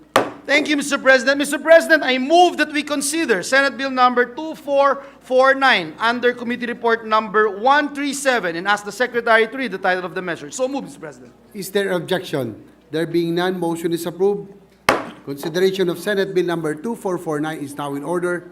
With the permission of the body, the Secretary will read only the title of the bill without prejudice to inserting into the record the whole text thereof. An act providing for organizational reforms in the Philippine National Police, amending for the purpose Republic Act number 6975, otherwise known as the Department of the Interior and Local Government Act of 1990 as amended, and Republic Act number 8551, otherwise known as the Philippine National Police Reform and Reorganization Act of 1998. Thank you, Mr. President. At this juncture, I move that we recognize the sponsor of the measure, the chairperson of the Senate Committee on Public Order and Dangerous Drugs, Senator Ronald Bato de la Rosa, to deliver the sponsorship speech. Senator Ronald Bato de la Rosa is recognized. Thank you, Mr. President, Majority Leader. Mr. President, esteemed colleagues, good afternoon to you all. American Speaker Earl Nightingale once wisely said, "Don't let the fear of the time it will take to accomplish something stand in the way of your doing it. The time will pass anyway. We might just as well put the passing time to the best possible use." Today, I stand before you to champion Senate Bill number 2449 under Committee Report number 137, a bill that seeks to institute transformative organizational reforms within the Philippine National Police. These reforms will amend Republic Act number 6975, also known as the Department of Interior and Local Government Act of 1990, as well as Republic Act number 8551, known as the Philippine National Police Reform and Reorganization Act of 1998. The core issue at hand, Mr. President, is not merely a matter of time, but a matter of urgency. For time is always of the essence. In 1998, the Philippine National Police Reform and Reorganization Act was enacted as response to the pressing need for change within the PNP. Now, in 2023, we find ourselves standing at a juncture where the echoes of the very need continue to reverberate. Over 2.5 decades have passed since Congress mandated this reform, and the PNP still languishes without the restructuring it so profoundly requires. Today, we must seize this opportunity to usher in a new era, an era of rejuvenated purpose and excellence for the Philippine National Police. While the proposed measure encompasses a multitude of reforms, allow me to underscore a few pivotal features of this bill. Firstly, we are reorganizing the organizational structure of the Philippine National Police based on the need of the organization and community, and anchored with the appropriate National Police Commission resolutions. We introduce in this proposed bill the institutionalization of the following offices created by the NAPOLCOM: directorial staff, area police command, special offices, and strengthened national administrative and operational support units. Secondly, we confront the vexing issue of undue influence in the appointments of chief of police positions within provincial governments, cities, and municipalities. Presently, the authority to select chiefs of cities and municipalities, the authority rests with local chief executives, a system that at times has opened the door to political patronage and unwarranted influence. Hindi nalingid sa kaalaman ng iba na kahit noong kasisimula pa lamang ng 19th Congress, nakailang hearing na rin ang aking komite tungkol sa pamamaslang or pagtangkang pagpaslang ng mga public official. In each one of these hearings, we were able to identify a common denominator, which may also be interpreted as a weakness in the composition of PNP. Sa ating mga provincial government, mga lungsod, at munisipalidad, ang kapangyarihang pumili kung sino ang mamumuno bilang chief of police ay nasa kamay ng local chief executive. What is the problem with this setup? It becomes an opportunity for utang na loob, which under normal circumstances can even be considered a Filipino virtue. But within the context of politics, and as we have witnessed time and again, utang na loob is a very dangerous thing, Mr. President.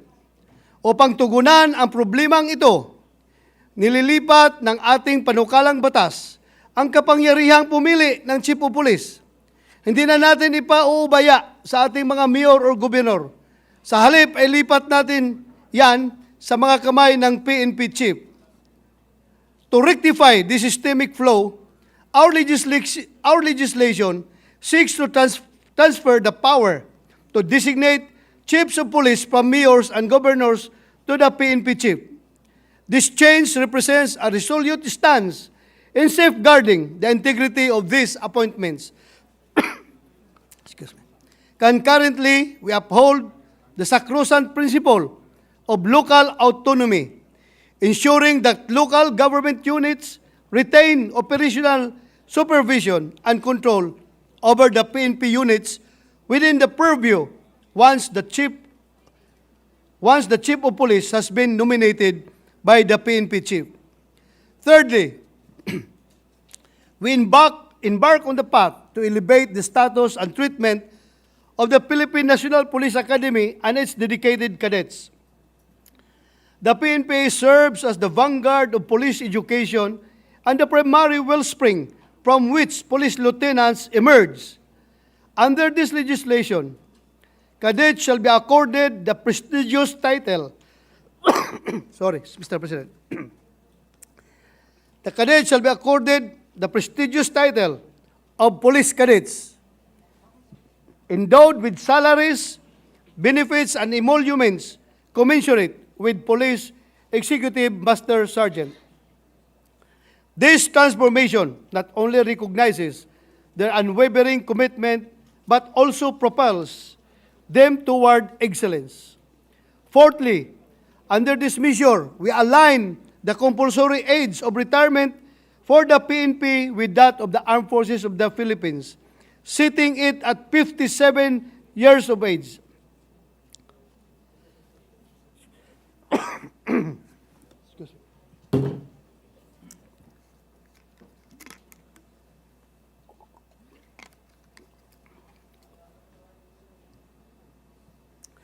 This synchronicity ensures uniformity in the rules that govern those who protect us with our borders and those who safeguard us from external threats. Lastly, through this bill, we shall be addressing the perennial problem encountered by the PNP leadership, particularly on some rogue members of the police force. Under this bill, the chief of the PNP shall have the authority to immediately order the preventive confinement of erring PNP personnel while being investigated and or charged with a crime, they may be put in a place of confinement which shall be limited to barracks, quarters, or in a designated facility, similar to the military. This authority may also be exercised by the area police commanders, regional directors, provincial directors, district directors, and concerned chiefs of police. I dare say this is a bold move in the right direction, fostering better discipline and responsibility within the PNP. At this point, Mr. President, please allow me to recognize those who continue to tirelessly push for this legislation. The DILG, headed by the Secretary himself, Secretary Binhor Abalos. The PNP, led by no less than the PNP Chief, Police General Benjamin Acorda Jr. And of course, the NAPOLCOM, led by Commissioners Ricardo Bernabe III and Edelberto Leonardo. Their presence today, as this bill gets through the period of sponsorship, is proof of how much they support its passage. And of course, their willingness to help me hurdle interpellation and debates. Ngayon pa lang, nagpapasalamat na ako sa kanilang tulong at suporta upang may sabatas na ang panukalang ito.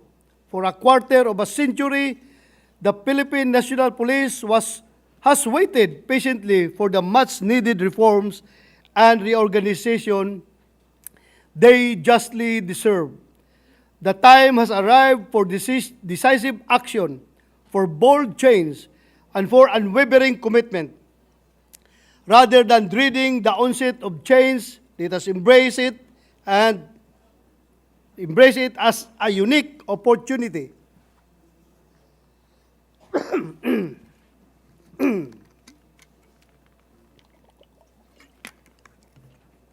An opportunity that will not only elevate our PNP, but also fortify the communities they have solemnly sworn to serve and protect. Mr. President, this legislative measure is long overdue, consistent with the principles of innovation and enhanced accountability of the PNP. This bill is sponsored to ensure that our police force is better equipped to address contemporary challenges, uphold the rule of law, protect the rights of our dear citizens, and maintain public trust. Daghang salamat, Mr. President, and let us embark together on this transformative journey towards a better, stronger, and more capable Philippine National Police. Maraming salamat, Mr. President. Thank you, Senator De La Rosa, Majority Leader.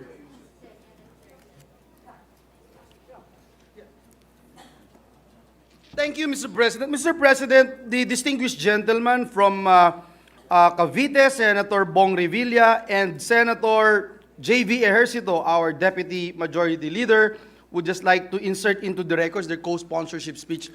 I so move, Mr. President. Is there objection? There being none, the co-sponsorship speeches are hereby inserted. Thank you, Mr. President. Mr. President, to allow our colleagues to study further the measure, I move that we suspend consideration of Senate Bill number 2449 under Committee Report number 137. I so move, Mr. President. If there are no objection, the consideration of Senate Bill number 2449 under Committee Report number 137 is hereby suspended. Thank you, Mr. President. Mr. President, at this juncture, I move that we resume consideration of Senate Bill number 2432 under Committee Report number 118. This is the bill on Anti-Agricultural Economic Sabotage Act. I so move, Mr. President.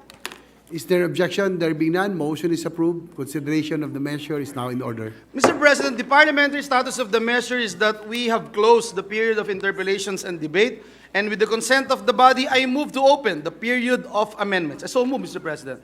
Is there objection? There being none, motion is approved. With no committee amendments, I move that we close the period of committee amendments and open the period of individual amendments. So move, Mr. President. Is there objection? There being none, motion is approved. Mr. President, this juncture, I move that we recognize the sponsor of the measure, the chairperson of the Senate Committee on Agriculture, Senator Cynthia Villar, for her individual amendments. The principal sponsor of the measure, Senator Villar, is recognized. Thank you, Mr. President. The following are my proposed individual amendments to Senate Bill number 2432 under Committee Report number 118 or the proposed Anti-Agricultural Economic Sabotage Act.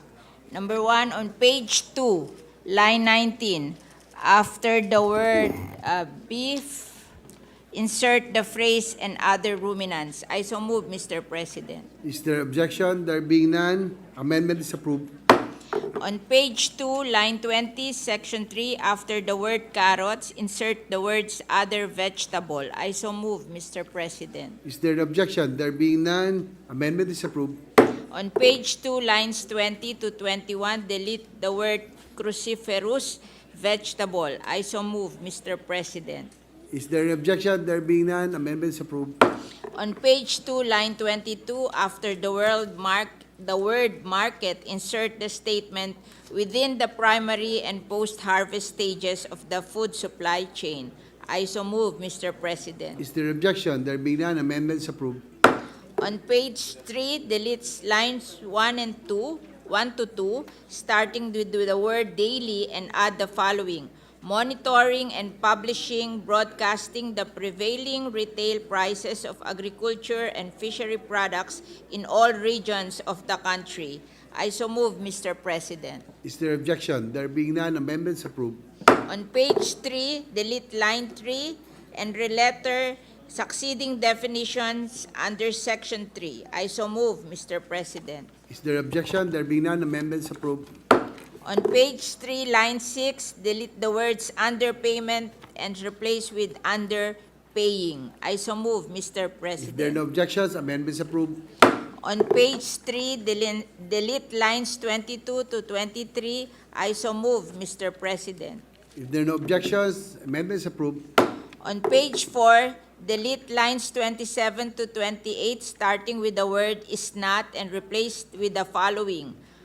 Number 1, is not registered with the Bureau of Internal Revenue or BIR. Number 2, does not bear the graphic health warnings, or number 3, does not bear genuine BIR tax stamps. I so move, Mr. President. If there are no objections, the amendment is approved.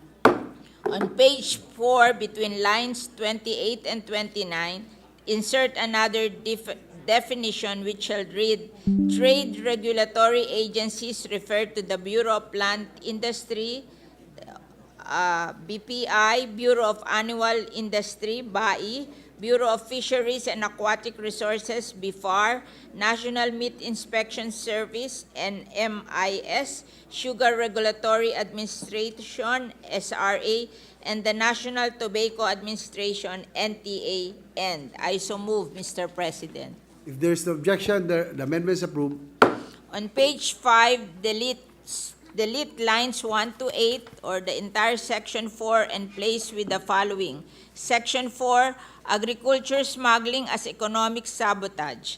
The crime of agricultural smuggling as economic sabotage is committed when the value of each or a combination of agriculture and fishery products involved in the crime is at least 1 million pesos using the daily price index under Section 20 of this Act, computed at the time the crime was committed. Section 4A, agricultural hoarding, profiteering, and cartel as economic sabotage, the crimes of agricultural hoarding, profiteering, and cartel as economic sabotage are committed when the value of each agricultural and fishery product involved in the crime is at least 1 million pesos using the daily price index computed at the time the crime was committed. I so move, Mr. President. Is there objection? There being none, amendments approved. And as a continuation, I'm reading for Senator Tolentino the provision of existing law to the contrary, notwithstanding all violations referred to herein, shall be under the exclusive jurisdiction of the Court of Tax Appeals. I so move, Mr. President. Is there objection? There being none, amendments approved. On page 5, line 9, section 5, delete the semicolon and words, how committed. I so move, Mr. President. Is there objection? There being none, amendments approved.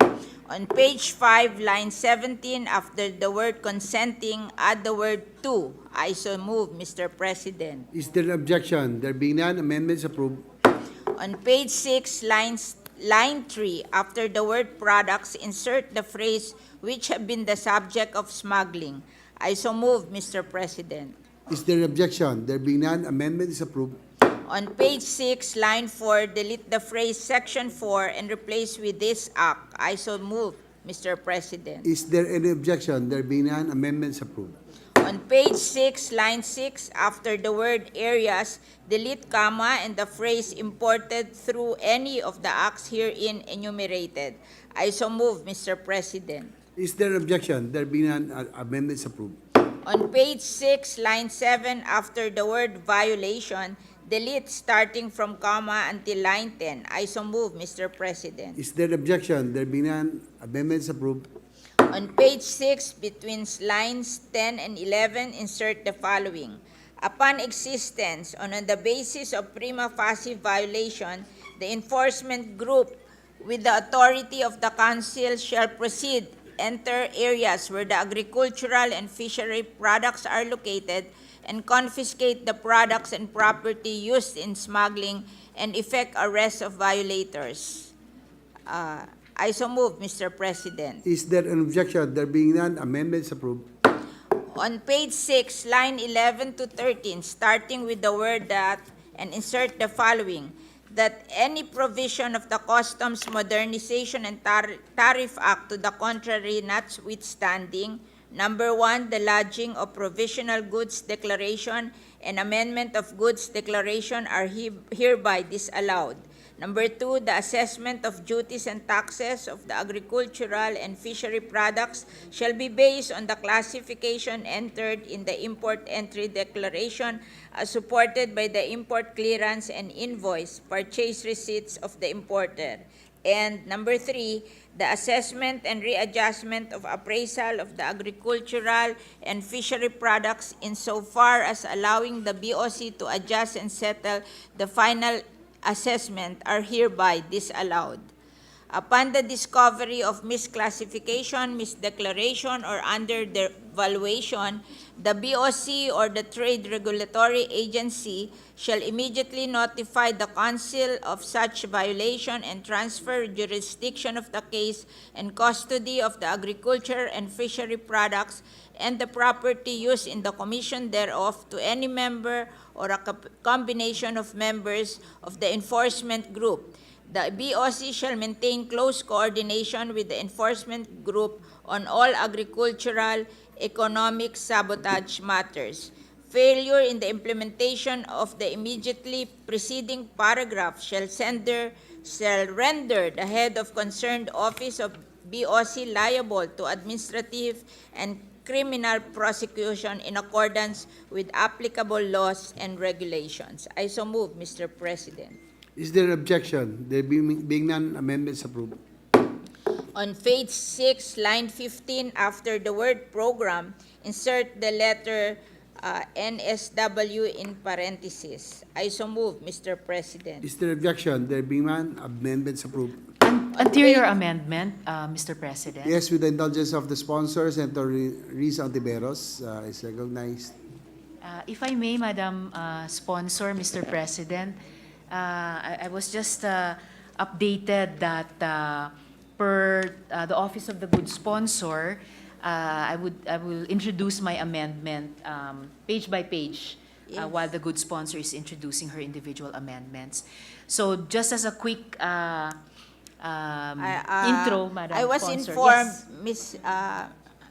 Yes. I Mr. was President. informed, Miss Majority Floor Lead, Assistant Majority Floor Leader, Minority po. that I will finish all my amendments and Alright. you will do it your 5 amendments. Just 4 amendments, good sponsor. No, they said you included another one. 5 all in all. I didn't read the amendment because they said you will do it. In any case, Mr. President, good sponsor, I submit, I'm glad to be corrected with a more updated input from the Office of the Good Sponsor. So, I submit, Mr. President, pagkatapos na ng individual amendments No, ng you sponsor will- ko, i-introduce ko yung akin. Salamat Yeah. po, Mr. President. Thank you. Thank you, Senator Tiberos. Senator Villar, may continue. Okay. Nasaan na ba ako? Ito ba? On page 6, after line 16, insert the following. Provided furthermore that failure to implement the NSW shall render the head of the concerned office of BOC and other trade regulatory agencies liable to administrative and criminal prosecution in accordance with the applicable laws and regulations, provided finally that upon the effectivity of this act and until the full implementation of the NSW, the BOC and trade regulatory agencies concerned shall immediately furnish the Anti-Agriculture Economic Sabotage Council with electronic copies of A, all import application containing relevant information of the importer, consignees, and brokers. B, all import orders and import clearances. C, name of and other relevant information of the exporter. D, all certificates issued in the country of origin proving compliance with the conditions set in the import clearance. E, other equivalent document issued to or submitted by importers of agricultural and fishery products. And F, such other relevant document as may be required by the Anti-Agricultural Economic Sabotage Council pursuant to the implementation of this act. Failure to furnish the Council with the above enumerated document shall render the head of the concerned office of BOC and trade regulatory agencies liable to administrative and criminal prosecution in accordance with applicable laws and regulation. I so move, Mr. President. Is there objection? There being none, amendments approved. The National Single Window System. Nabasa ko na ba? Nabasa ko na. On page 6, line 17, delete the semicolon and the words "how committed." I so move, Mr. President. Is there objection? There being none, amendments approved. On page 6, line 23, delete the phrase "products 30% higher than his usual inventory" and insert "agriculture and fishery products." No. Ito. Hindi, siya si Risa yan eh. At saka ito. Ito ba? Alin ang kay Risa? Susana siya dapat. 24 siya. So, I'll read 23. Ako ang 24, siya 23. Okay. On page 6, line 23, delete phrase "products 30% higher than his usual inventory" and insert "agriculture and fishery products except rice 30% higher than his usual inventory and unreasonably limits, refuses, or fails to sell the same to the general public at the time of discovery of the stocks." I am so moved, Mr. President. Is there objection? There being none, amendments approved. On page 6, after line 27, insert the following: "There shall be prima facie evidence of hoarding of rice when a rice miller has stocks 50% higher than the total rice inventory during harvest months and 30% higher during lean months, 1 year preceding the time of discovery of the stocks, and unreasonably limits, refuses, or fails to sell the same to the general public at the time of discovery of the stocks." I so move, Mr. President. If there are no objections, amendments approved.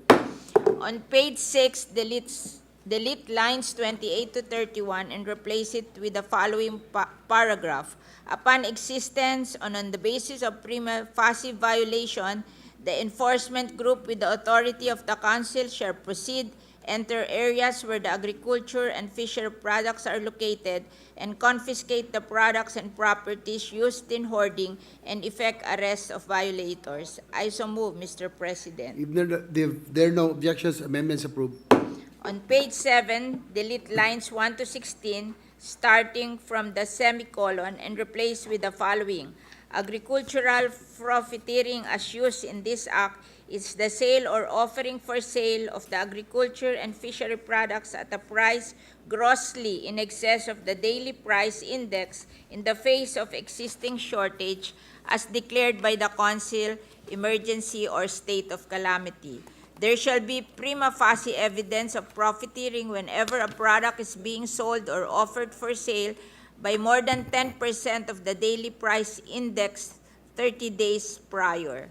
Upon existence on the basis of the prima facie violation, the enforcement group with the authority of the Council shall proceed, enter areas where the agriculture and fishery products are located, and confiscate the products and properties used in profiteering, and effect arrest of violators. I so move, Mr. President. Is there any objection? There being none, amendments approved. On page 7, line 7, delete the phrase cartel, how committed, and replace with engaging in cartel. I so move, Mr. President. Is there any objection? There being none, amendments approved. On page 7, line 18, after the word persons, insert a comma and the statement, each with inventory of agriculture and fishery products valued at least 1 million pesos using the daily price index. I so move, Mr. President. Is there any objection? There being none, amendments approved. On page 7, line 21, after the word price, replace the comma with a period and delete starting with the word involving up to line 24. I so move, Mr. President. Is there an objection? There being none, amendments approved. On page 8, delete lines 3 to 10, starting from the words perform uniform and replace with the following. Perform uniform, simultaneous or complementary acts among themselves, thereby stifling competition, which tends to bring about artificial and unreasonable increase in the price of such products to the detriment of consumers, or the decrease in farm gate prices of such products. Upon existence and on the basis of prima facie violation, the enforcement group with the authority of the Council shall proceed, enter areas where the agricultural and fishery products are located, and confiscate the products and property used in cartel, and effect the arrest of violators. I so move, Mr. President. Is there any objection? There being none, amendments approved. On page 8, between lines 10 and 11, insert another new section which shall read, Section 9, Financing Agriculture Economic Sabotage Crimes. Any person who directly or indirectly, willfully, and without lawful excuse possesses, provides, collects, uses, or makes available property, funds, financial service, or other related services, or funds the creation of dummy or fictitious entities with the willful intention that they should be used in full or in part to carry out or facilitate the commission of any of the crimes of agricultural economic sabotage, shall suffer the penalty provided under Section 12 of this Act. And renumber the succeeding section. I so move, Mr. President. Is there an objection? There being none, amendments approved. On page 8, line 12, after the word facilities, insert the phrase intended for agricultural and fishery products. I so move, Mr. President. Is there an objection? There being none, amendments approved. On page 8, line 16, replace section 11 with section 12. I so move, Mr. President. If there are no objections, amendments approved. On page 8, delete lines 18 to 20 and replace with the following. Section 11, record keeping. Every person being investigated of any of the crimes under this act who fails to. I so move, Mr. President. If there are no objections, amendments approved. On page 8, line 23, replace the letter A in the word act with a capital letter A. I so move, Mr. President. If there are no objections, amendments approved. On page 9, line 5, delete the word successful. I so move, Mr. President. If there are no objections, amendments approved. On page 9, line 6, after the word section, insert the phrase without entitlement to commutation of sentence. I so move, Mr. President. If there are no objections, amendments approved. On page 9, delete lines 12 to 13, starting with the word section and replace with sections 4 and 4A of this act may be considered by the court as an indication in determining the non-bailability of the offense. I so move, Mr. President. If there are no objections, amendments approved. On page 9, line 26, replace section 16 with section 17. I so move, Mr. President. If there are no objections, amendments approved. On page 10, line 1, delete the phrase creation, establishment of the. I so move, Mr. President. If there are no objections, the amendment is approved. On page 10, line 4, replace the word his with the word the and delete the word additional. I so move, Mr. President. If there are no objections, the amendment is approved. On page 10, line 7, delete the Department of Trade and Industry or DTI and re-letter the succeeding enumeration. I so move, Mr. President. Is there an objection? There being none, amendments approved. On page 10, after line 21, insert the following. Provided that the representative of the member agency shall be at least an undersecretary level. I so move, Mr. President. If there are no objections, there being none, amendments approved. On page 10, line 22, after the word provided, insert the word further. I so move, Mr. President. If there are no objections, amendments approved. On page 10, after line 27, insert the following. Provided further that 1/3 of the members with the chair or his designated permanent representative present shall constitute a quorum. Provided finally that members of the council shall be duly notified of any meeting at least 3 days prior to the scheduled meeting. I so move, Mr. President. Is there any objection? There being none, amendments approved. On page 11, delete lines 3 to 4 and re-letter the succeeding subparagraphs of section 13. I so move, Mr. President. Is there an objection? There being none, amendment is approved. On page 11, delete lines 7 to 10. I so move, Mr. President. Is there an objection? There being none, amendment is approved. On page 11, delete lines 18 to 20. I so move, Mr. President. Is there an objection? There being none, amendments approved. On page 11, line 21, before the word enlist, insert the word coordinate and. I so move, Mr. President. Is there an objection? There being none, amendments approved. On page 11, line 23, after the word units, insert the phrase as well as the business sector and non-government organization. I so move, Mr. President. Is there an objection? There being none, amendment is approved. On page 11, after line 25, insert the following. H, exercise police authority by issuing letters of authority and mission orders authorizing any member or a combination of members of the enforcement group to effect search, seizure, and arrest. I, authorize the inspection and visitation by any member or a combination of members of the enforcement group of areas where agricultural and fishery products covered by this act are stored or kept. I so move, Mr. President. If there are no objections, amendments approved. On page 11, line 26, after the word determine, insert the words and declare. And on line 27, delete 6 and. I so move, Mr. President. Is there an objection? There being none, amendment is approved. On page 11, deletes line 28 to 29. I so move, Mr. President. Is there an objection? There being none, amendment is approved.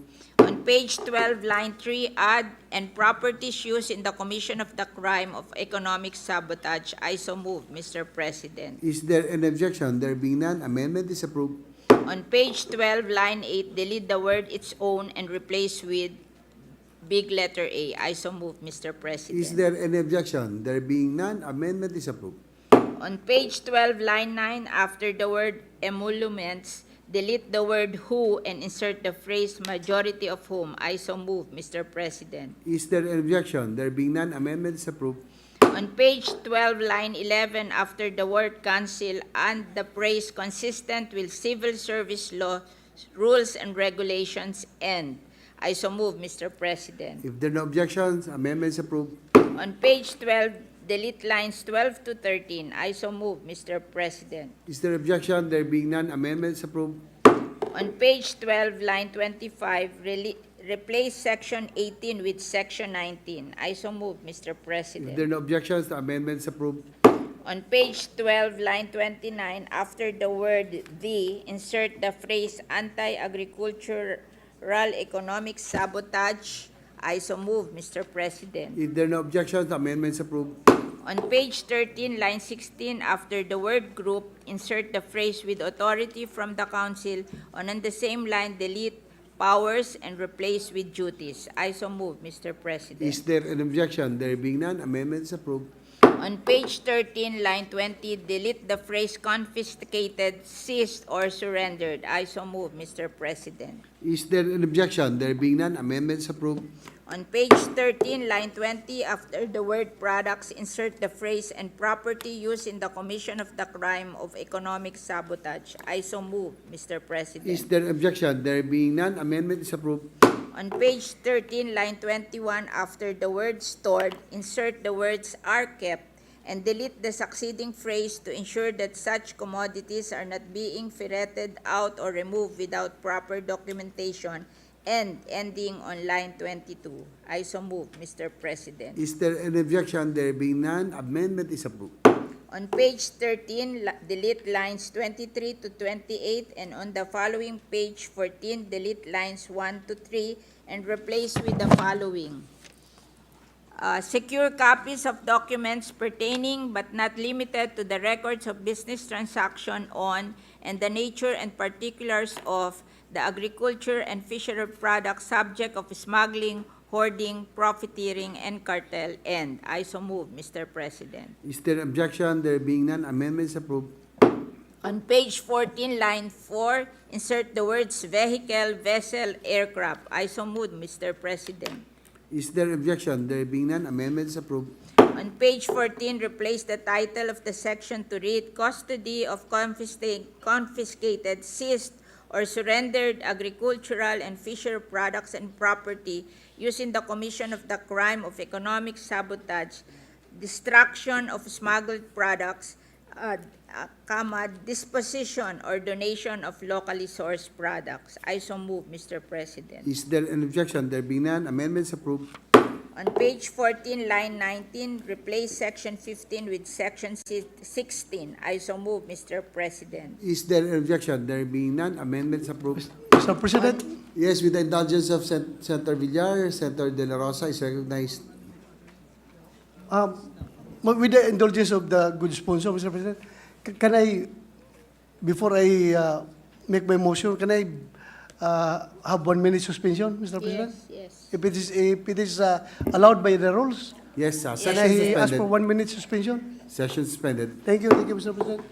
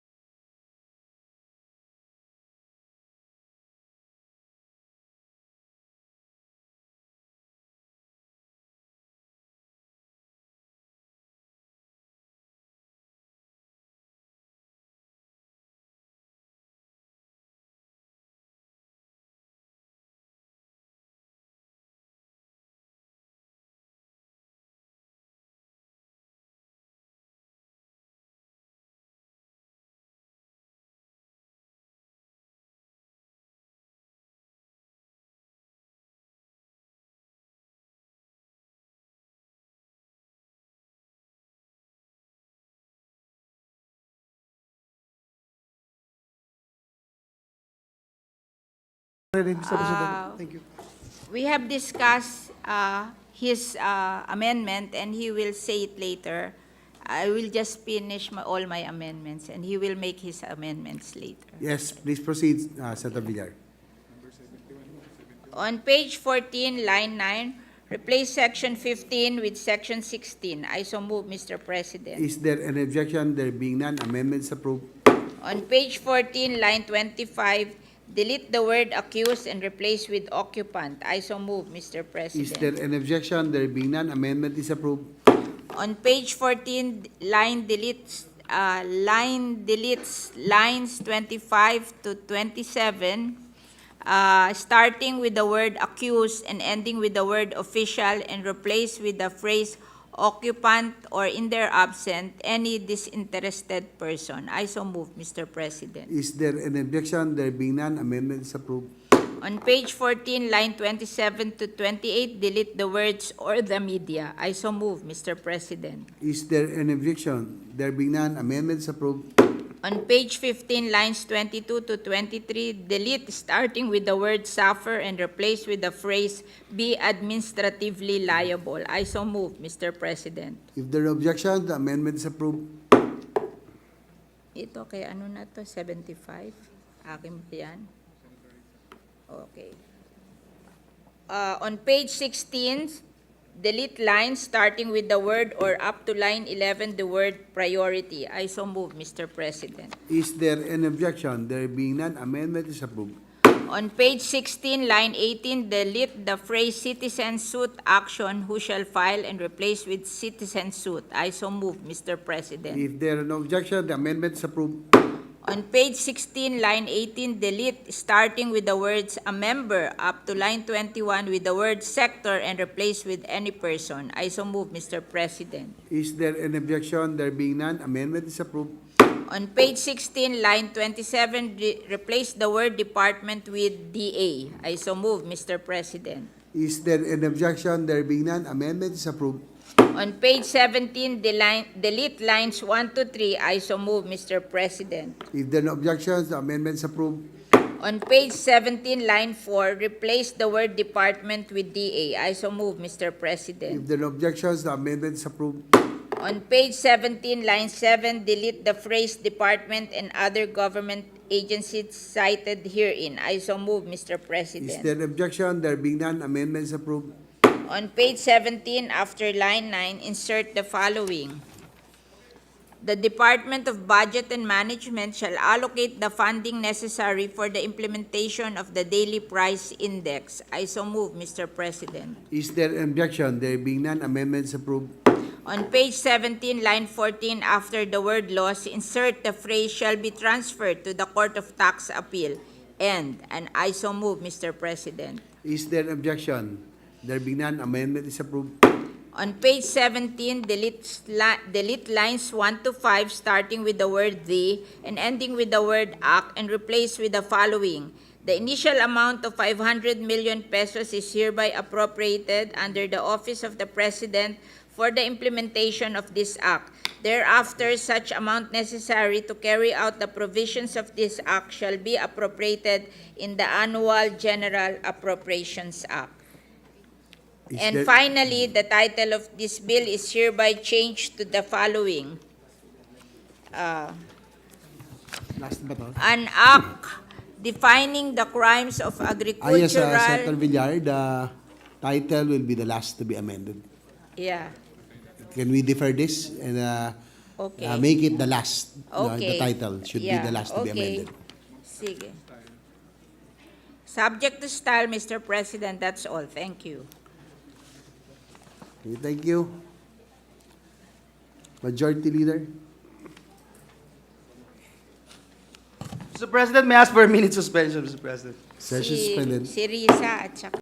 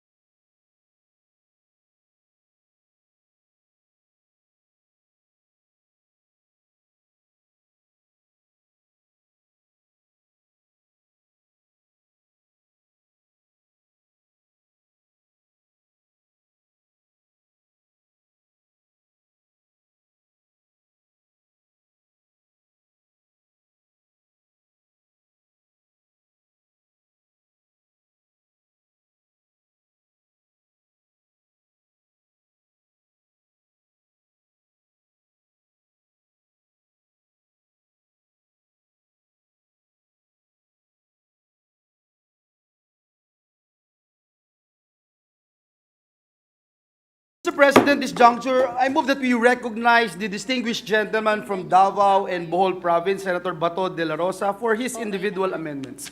Senator Bato de la Rosa is recognized. Thank you, Mr. President.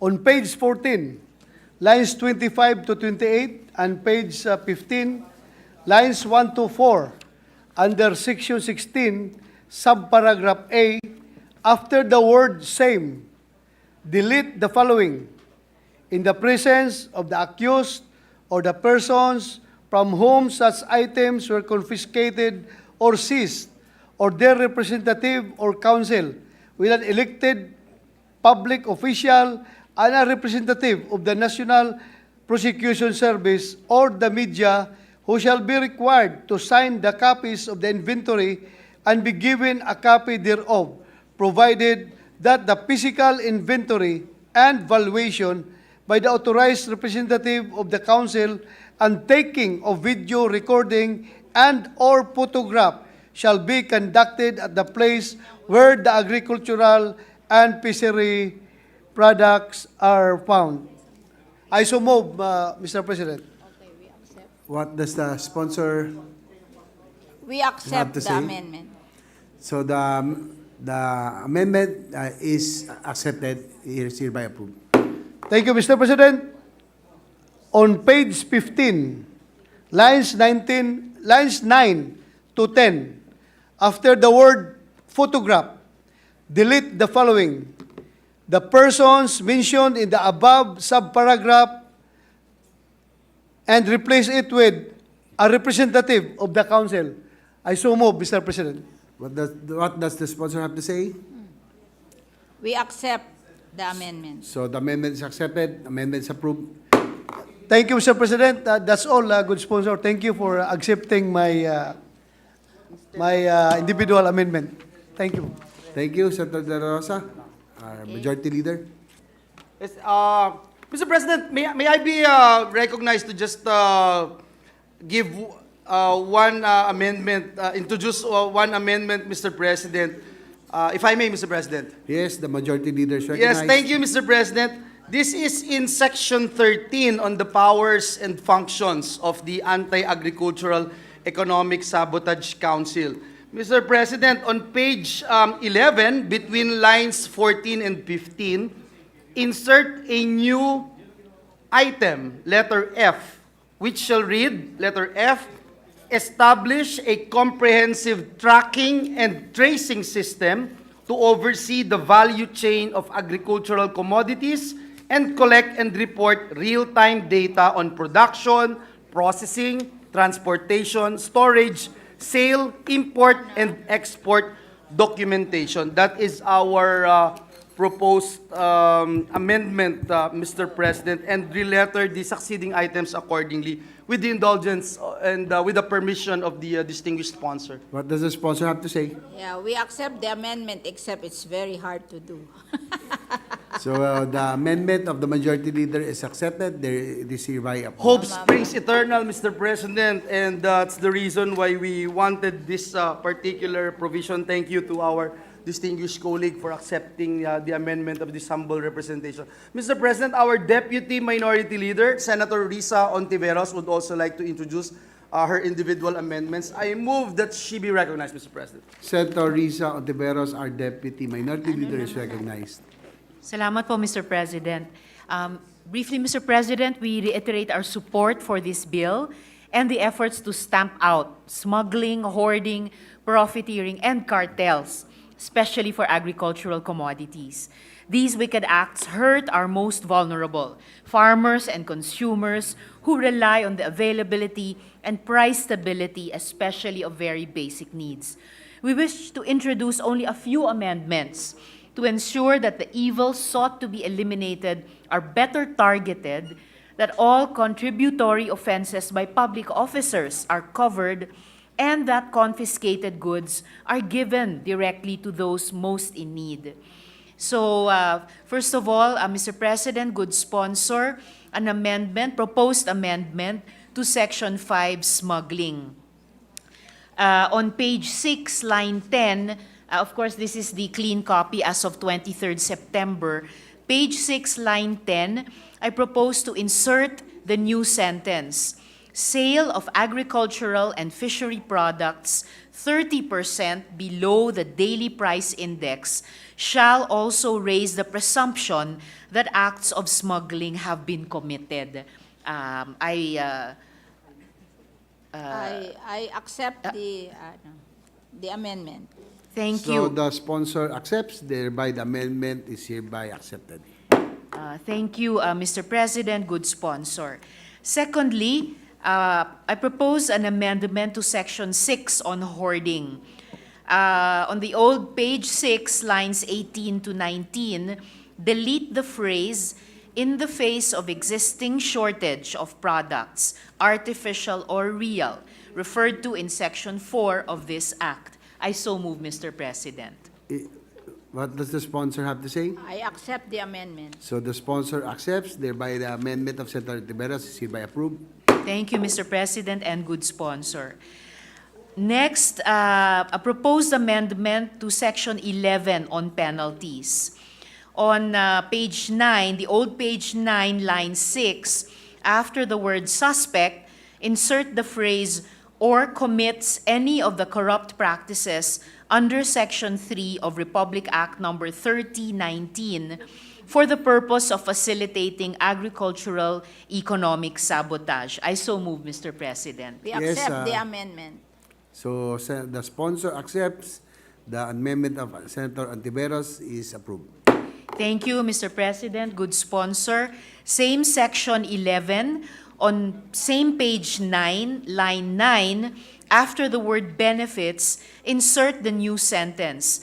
Direct pecuniary or material benefit is not necessary in order to prove that a government officer or employee has aided and abetted the commission of the crime. I so move, Mr. President. Yes, I accept the amendment. The sponsor accepts, the amendment of Senator Tiberos is hereby approved. Thank you, Mr. President. Good sponsor.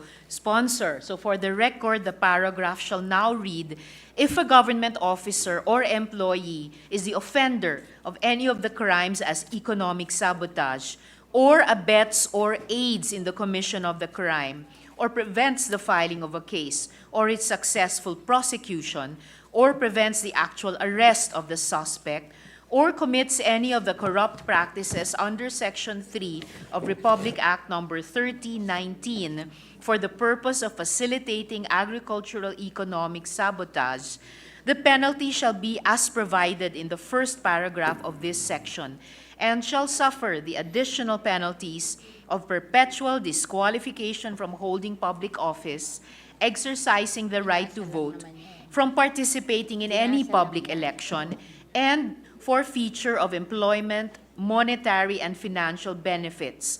Direct pecuniary or material benefit is not necessary to prove that a government officer or employee has aided and abetted the commission of the crime.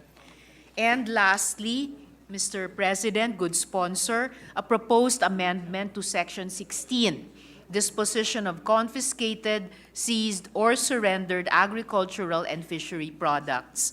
On the old page 15, line 28, to the old page 16, lines 1 to 4, I propose to delete the phrase, "donated by the council to the katuwang sa diwa at gawa para sa masaganang ani at mataas na kita, kadiwa, or succeeding similar program of the department for sale in its markets, the profits of which shall be used in support of its programs and projects for the small farmers and fisherfolk," and replace with "disposed by the council or donated to the Department of Social Welfare and Development or local government units." I so move, Mr. President. I accept the amendment. So it's accepted by the sponsor. The amendment of Senator Tiberos is hereby approved. Thank you very much, Mr. President, and good sponsor. Salamat po, Mr. President. Thank you, Senator Tiberos, Majority Leader. Can I read now the title? The change of the title? Yes, we are not done yet with the Oh, individual who amendment. else? So we will do it last, dear sponsor. That's usually the last Sabi ni ko, to be read. Meron ba? Meron pa?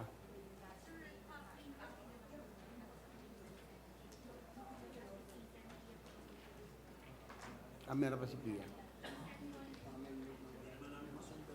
May dalawa pa. Mr. President, this juncture I move that we suspend consideration of Senate Bill number 2432. I so move, Mr. President. Is there objection? Motion is approved. Thank you, Mr. President. Mr. President, with the permission of the body, I move that we resume consideration of Senate Bill number 2426. This is the bill on Tatak Pinoy, Proudly Filipino Act. I so move, Mr. President. Is there objection? There being none, consideration of the measure is hereby in order. Thank you very much, Mr. President. The parliamentary status of the measure is that we are now in the period of individual amendments. With the consent of the body, I move to resume the period of individual amendments using the clean copy of the bill as of September 25, 2023 as our working draft. I so move, Mr. President. Is there objection? There being none, motion is approved. Thank you, Mr. President. This juncture, I move that we recognize the distinguished sponsor of the measure, the gentleman from Aurora, Senator Sani Angara, for his individual amendments. Our sponsor, Senator Sani Angara, is hereby recognized. Thank you, Majority Leader. Thank you, Mr. President. No more amendments from this representation, Mr. President.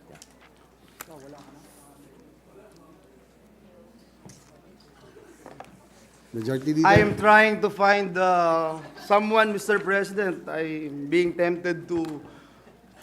Mr. President, kidding aside, with no other amendments, I move to close the period of individual amendments. I so move, Mr. President. Is there objection? There being none, period of individual amendment is hereby closed. Mr. President, with the consent of the body, I move that we approve on second reading Senate Bill number 2426. I so move, Mr. President. Is there an objection? There being none, motion is approved. Thank you, Mr. President. Congratulations to our distinguished Congratulations sponsor. to our sponsor. Thank you, Senator Mr. Sani President, Angara. Majority Leader. May I just take a short a few moments of the plenary? I want to thank the Senate leadership, especially to use basketball lingo, all the pick setting and assists from our Majority Leader to really fast track this very not simple. It's not a simple bill, Mr. President, and I thank you for putting in the time. And I'd like to thank also the Senate President, Senator Lauren, the minority, who have been very supportive, and of course our friends in the executive, especially sa DTI, BOI, Yusek Aldaba, Yusek Rodolfo, ED Correa de Chosa, Mr. Dino John Recto, Attorney Perez, Ryan Perez, DTI Export Marketing Bureau Director Sikimte, Assistant Director Ilano, Ms. Patricia Elaine Estrella, Competitiveness Bureau Director Lilian Salonga, Cheryl Santos, Grace Tangcanco, and Angel Quejada, Design Center Director Matute, Ms. Josephine Cruz, and Carla Placido, and from the DOF, the Fiscal Incentives Review Board, ASEC Danofrata, Deputy ED Joseph Lacson, Mr. Alan Paran, from NEDA, ASEC Canso, Director Ganapin, Assistant Director Balester, and of course Sec RC Balisacan. From DICT, USEC Josel Batapasique, Director Emmy Delfin, DOST Secretary Solidum, and RCPED Jerry Petilla. From DOE, USEC DOE, Department of Energy, USEC Guevara. From TESDA, Ms. Maria Flor de Lisa Leong. From CHED, Dr. Toralba. From DepEd, Ms. Lee Macalisang and Sarah Jane Atienza. From DOLE, Mr. Jerome Lucas. From the GPPB, or the Procurement Policy Board, Director Ruiz, Attorney Galias, and Mr. Bareng. From the Competition Commission, Attorney Sawit and his team, and Presidential Advisor on Investment and Economic Affairs, DECGO. And from the PISAC, Mr. Boitis, Mr. Concepcion, Mr. Gokongwei, Mr. Borromeo.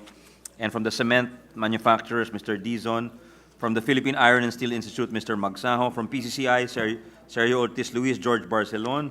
From SEPT, Dr. Dan Lachica, and other private sector organizations, Federation of Filipino-Chinese Chambers of Commerce, IBPAP, Analytics Association, Blockchain Council, and we will submit the list of additional individuals, Dr. Chris Tayu, Dr. Ron Mendoza, Dr. Antoinette Raquiza, so many people who helped us, Mr. Janet Chaus, Joval Pantanco, Jude Ocampo, Dr. Chris Monterola, Erica Ligara, Professor Jesus Felipe, Dr. Nene Guevara, Mr. Toti Chiquiamco, Kenneth Cobonpue, June Huban, Cor Canaris, Mark Maley, JP Anglo, and JR Royal. And my staff, of course, who really worked very hard on this bill. Salamat, Mr. President. Thank you again, Majority Leader. Thank Salamat you, ng marami. Senator Sani Angara. Again, congratulations on the passage of the Tatak Pinoy measure. Congratulations. Thank you, Mr. President. We again put into the records our sincerest thanks and gratitude to our chairman of the Committee on Finance for spearheading this very important and landmark legislation, Mr. President, that would create so many jobs for our kababayans. Mr. President, at this juncture, I move that we suspend consideration of Senate Bill number 2426. I so move, Mr. President. Is there objection? There being none, consideration of Senate Bill number 2426 is hereby suspended. Thank you, Mr. President. May I ask for a minute suspension? Session suspended.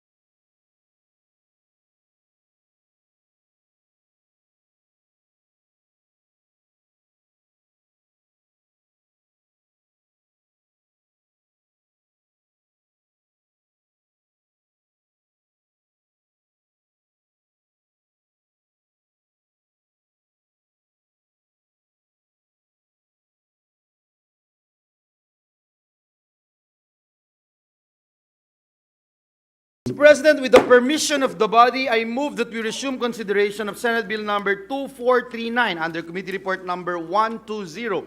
This is the Bill on Philippine Ecosystem and Natural Capital Accounting System, or PENCAS Act. I so move, Mr. President. Is there objection? There being none, consideration of Senate Bill number 2439 is now in order. Thank you, Mr. President. The parliamentary status of the measure is that we have sponsored the bill, and with the consent of the body, I move to open the period of interpellations and debate and recognize the distinguished sponsor, our Senate President Pro Tempore, Senator Loren Legarda, and to interpellate our Minority Leader, Senator Coco Pimentel. Senator Lauren Legarda, our principal sponsor, our Senate President Pro Tempore, and our Minority Leader is hereby recognized. Thank you, Mr. President, and with the permission of our sponsor, this interpellation is being made necessary because of the complexity of the subject matter, Mr. President. We need to, the sponsor says we must measure what we treasure. Ako naman siguro, we must understand what we treasure, Mr. President. So, Yes, I welcome the Minority Leader's interest in the measure. And I know that our Deputy Minority Leader also signified to be co-author. And I know once you understand it, and with your brilliant mathematical mind and being a bar top-notcher, you will be an advocate for the measurement. You know, Mr. President, when I stood here in 2007 and defended, let's say, the Climate Change Act, at the time, it was your distinguished father, Senator Aquilin Pimentel, perhaps just him and a few more, who understood what I was talking about. And he would always stand to support me as a very young senator to, when I was handling issues which were not very common at the time. And so here's the younger Pimentel. I know and I hope that you will not make it very difficult for me, because I must admit, it is also a learning experience for me. So just like the culture mapping, where you fully supported it and your mind had improved the measure in BICAM, same here. I am learning together with you as you ask the questions. I have the experts here beside me. This representation may not be an expert, but 100% advocate and passionate about it. And the time has come for us to measure what we treasure. So I'm ready for your questions to the best of my ability. So thank you for that, Mr. President. So this will be actually a dialogue, not an interpellation, Yes. Mr. President. So I have been informed, Mr. President, that the natural capital accounting idea began in 1991, and then there have been several initiatives from our national government to observe this or implement this. So that's around 40 years ago. 91. More than 40 years ago. 30 pala. 30 years ago, Mr. President. So may we know why it has not taken off, Mr. President, as a concept and practice? Can I have that page, Ipat? Since 1991. Then i-distinguish ko sa pag-distinguish ko sa Yes. 1991, yes, that's when the government recognized the concept of natural capital accounting. And yes, we tried in various projects. And at the time, the account compiled environmental statistics as part of the bigger account that tries to quantify the total expenditure earmarked for environmental protection. So your question is, why has it not taken off? In fact, Mr. President, it has taken off, and there are agencies of government that have utilized it. Let me just state some of the projects. When I filed it in 2007, it was called SIA. It was still at the time an in experimental phase. There might have been concerns about the technical complexity, as you say, of natural accounting, because natural capital accounting has intricate methods, and the data collection process may not be that simple. But why is it important? So, for too long, Mr. President, our economic indicators have been nature blind. We undervalue or do not value at all our ecosystems that are the very basis of our economy. Our planning and our accounting have failed to account for nature's stock and services, to the extent that we have degraded ecosystems enough to have lost those services. So we measure our gross domestic product, our GDP, based on goods and services. We also measure our human capital. But do we measure our natural capital? We do not measure it. So it's like doing basic housekeeping. We are including a capital that is not measured in the total accounting of our inputs and outputs. With PENCAS, with an environmental natural resource accounting, it would provide us clear directives with the agencies of government so that we have the data to assess both the physical and monetary worth of ecosystems, including forests, watersheds, coastal, and marine areas. It's a data-driven approach that will inform policy making, that will allocate resources efficiently and raise public awareness and align with global sustainability goals, solidifying the importance of preserving these invaluable natural assets for economic and environmental well-being. It took some time for the United Nations to do it as well. I think it was in 2012 for SIA and 2022 for ecosystem accounting. So NEDA has been doing it. There's a small team doing it in NEDA. The Philippine Statistics Authority, the experts are here. They are patiently explaining it to me as well.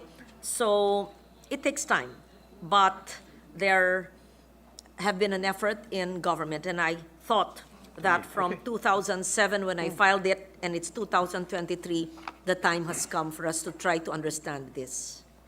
So I get it from our sponsor, Mr. President, that this has actually taken off.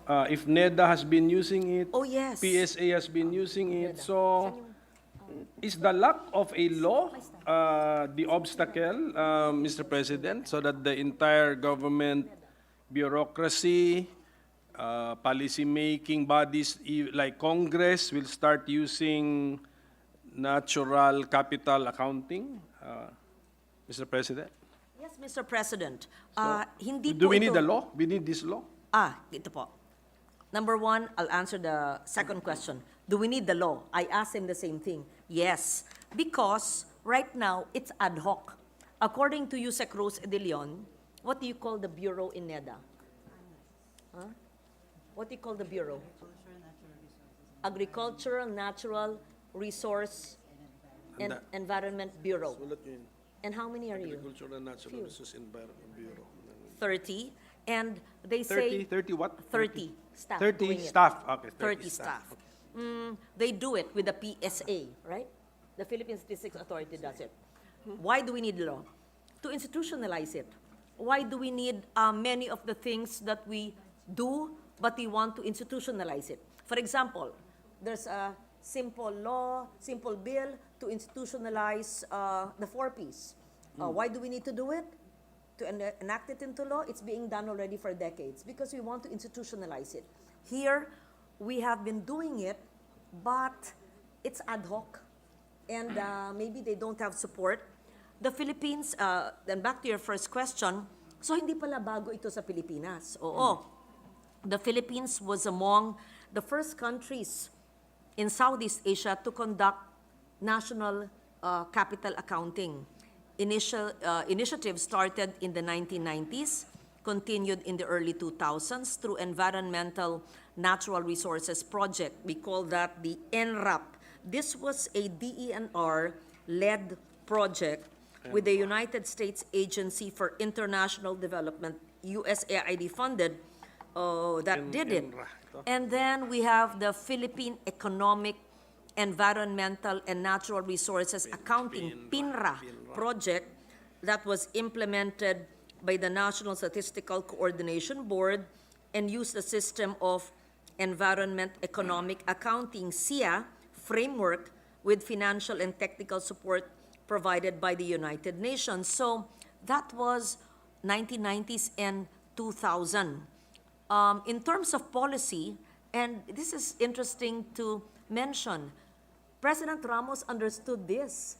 He issued an executive order in 1997, EO 406, which institutionalized the PINRA system and mandated the DENR, NEDA, and the National Statistics Board to create units within their organizational structures to support the ENR accounting system. So it led to the creation of the PINRA unit within the DNR in their Planning and Policy Studies Office, and it's now known as the PPS. So the NEDA, agricultural staff, now the ANRES, which Yusek Edilion mentioned, acted as the PINRA unit in NEDA with support from the National Policy and Planning staff. So other government agencies, including DA and DTI, also designated existing units to perform functions related to PINRA. Ayan. Tapos, I thought it was 207. I'm corrected here. I was a young, year 2000 ko pala final ito. It says here in the briefer of NEDA. Year 2000, all of 40 years old, I filed this. Really? Are you sure? Kala ko 207. Anyway, I filed Senate Bill 1896. I guess Aquilino Pimentel Sr. interpolated me. No, I was not chairman of the committee, so it probably died in the archives. So I filed the bill in year 2000 to institutionalize PINRA system. But it says here the legislative measure did not progress. So the interest in natural wealth valuation was renewed following the Philippines' identification as a partner in the World Bank's Global Partnership Program on Wealth Accounting and Valuation of Ecosystem Services in year 2010. So this was the WAVES project. The implementation of WAVES in the country began in 2014, and the program promotes the adoption of the system of Environmental Economic Accounting Framework, which is an internationally recognized framework for accounting natural assets. So, simply put, it may seem complicated, pero simple lang po. Ito po ay nagbibigay ng halaga sa ating mga natural resources na hindi natin nabibilang sa ating pagsukat ng ating gross domestic product. Sinusukat po natin ang goods and services. Sinusukat po natin ang human capital, ang labor. Pero ang kapital ng ating likas yaman, hindi natin sinasama sa ating sukat. Siguro po, panahon na nating sukatan, bigyan ng valuation para malaman natin ang ating yaman or yung mga mawala sa atin. Thank you for that reply, Mr. President.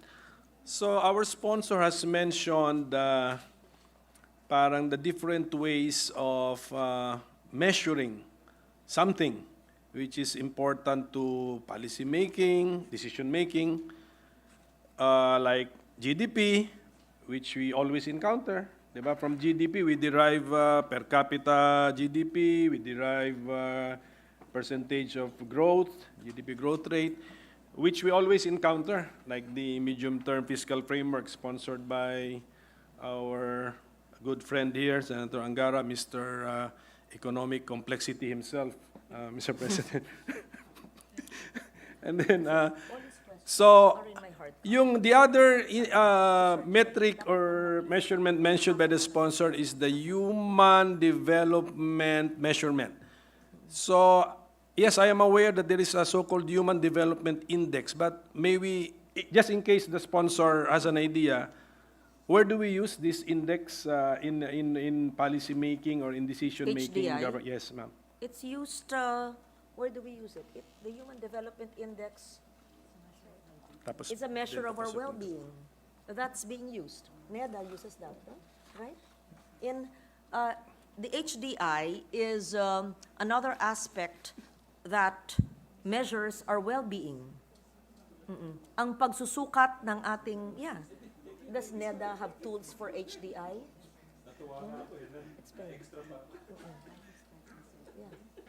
Yeah. Nutrition is Sige. part of it, no? Yeah.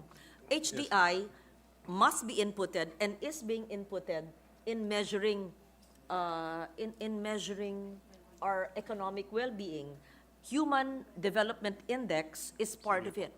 Our education, our health, our life expectancy, life cycles, nutrition, I think, would be part of it. So all of this, HDI Yes. is part of it.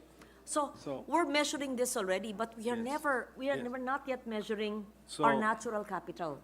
Yes, yun na nga, Mr. President. So, GDP, we are measuring this, we're used to measuring this, we're using it in governmental decision-making processes. HDI also, definitely. Now, if we have this already, this Philippine Ecosystem and Natural Capital Accounting System, let's assume that the product is a number or a set of numbers. Is it one number? Is it Several numbers. collection, a set of numbers? The next question, if we are now, if we have the numbers before us, how is the policymaker expected to use it or to react to it, Mr. President? Like a legislator, for example. Mr. President, it's not just one number. In fact, you, as a mathematician, might get excited if I show you a graph of, it's very small here, the graph of a table that our PSA has developed.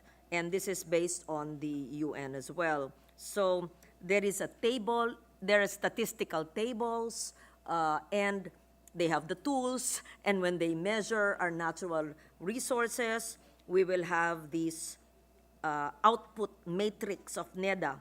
It's called supply and use tables. It will draw from various statistical surveys, like on environmental protection expenditures, forest inventory, and the like.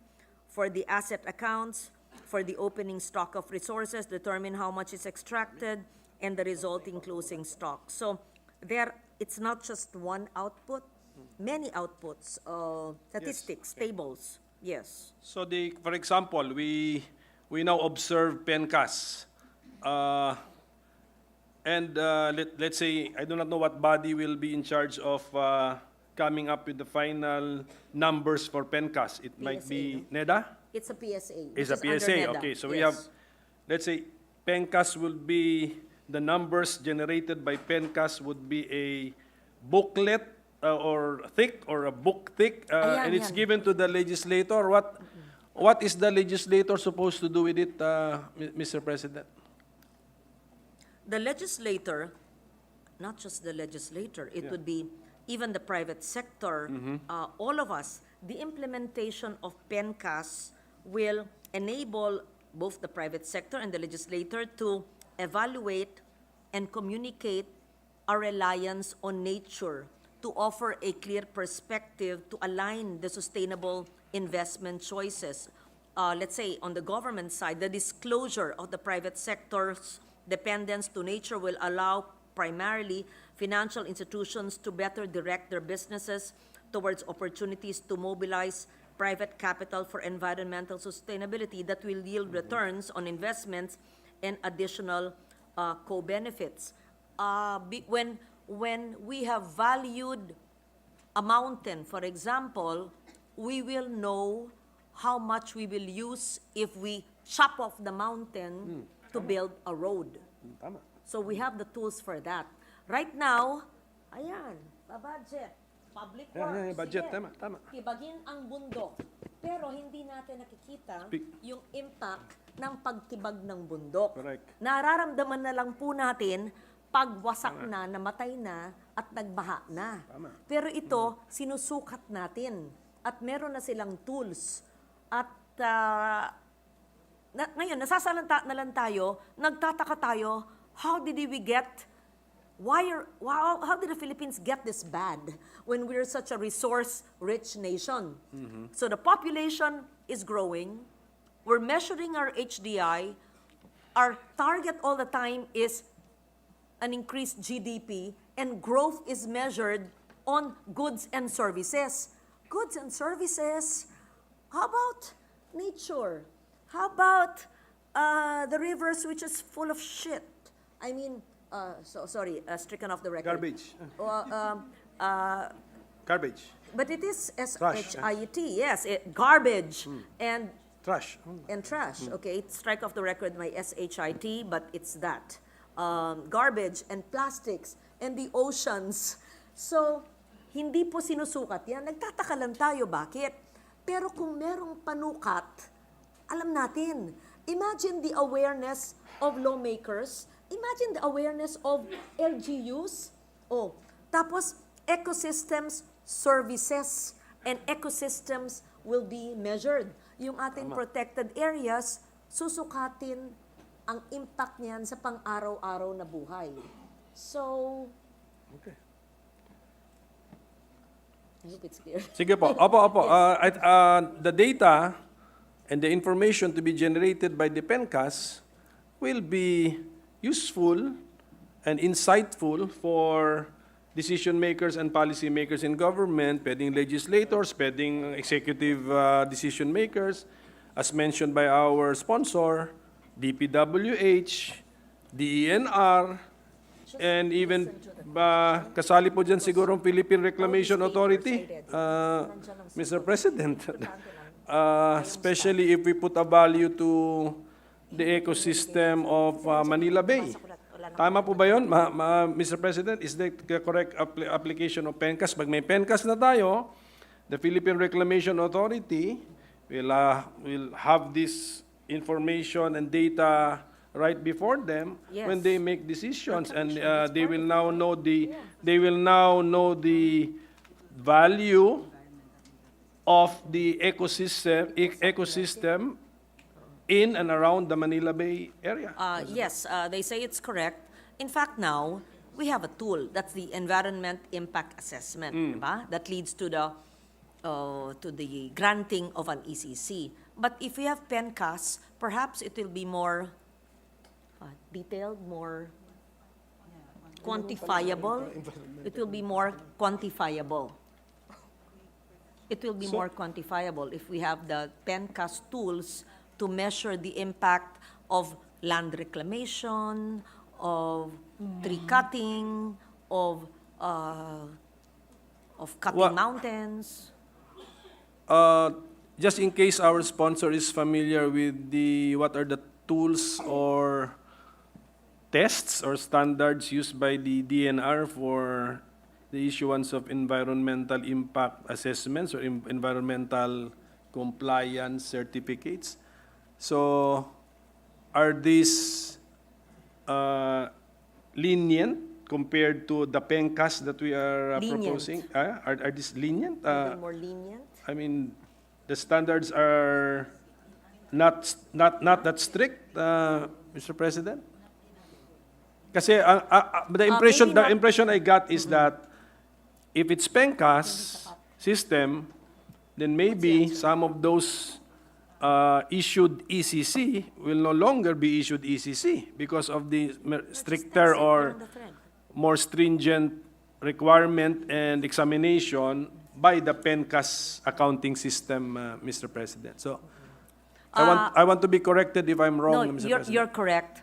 It's useful, but perhaps insufficient or inadequate.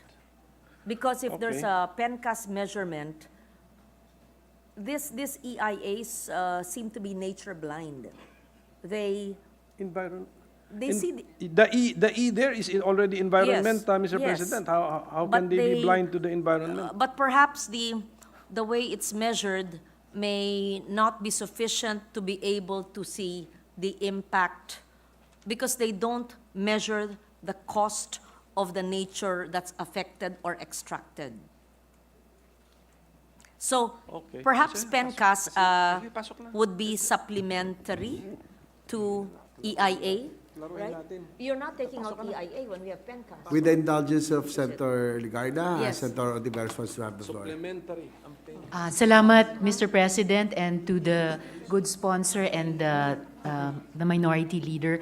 In fact, in some ongoing discussions, also with environmentalists about the different economic activities na isinasagawa na natin ngayon sa mga ecosystems, lumalabas na baka nga ripe for evaluation and amendment to strengthen mismong yung EIA system. And that is also why, as a co-author of the good sponsor, I welcome the filing of this bill on a PENCAS system. And I feel very positive about the line of questioning of the minority leader about how PENCAS, the EIA system, and other existing ecological instruments, policies, can complement each other in the policy framework.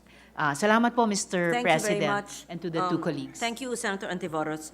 Yes, the PENCAS will be used aside from the EIA, because I don't think it's Can be used. sufficient in measuring what will be lost. And and see it on the ground. So many projects have an ECC based on a positive EIA, but we're flooded, there's soil erosion, our rivers and bays need dredging, but they all went through the EIA process for ECC. So there's something missing there, right? So this bill, I think, responds, as a Senate Deputy Minority Leader said, to the call of the times. We have ECC and EIA leading to ECC, but look what has it brought to our country. Yeah? So this bill provides the indicators that will integrate the concerns of nature in planning, policy making, and budgeting, that will adopt the standards, international standards. Hindi natin gawa lang ito under the environment SEEA, the environment, what's the other one? Evaluation accounting? No. Economic accounting, and ensures interagency coordination to link natural capital information. So, Thank you. So before we proceed, Mr. President, may we congratulate the newest doctor in our chamber, Mr. President. The Senate President is back. Congratulations. Can we have a minute suspension to congratulate Dr. Subiri? Yes, so that the senators can have the chance to congratulate our new doctor, our Dr. Juan Miguel Subiri. Session suspended.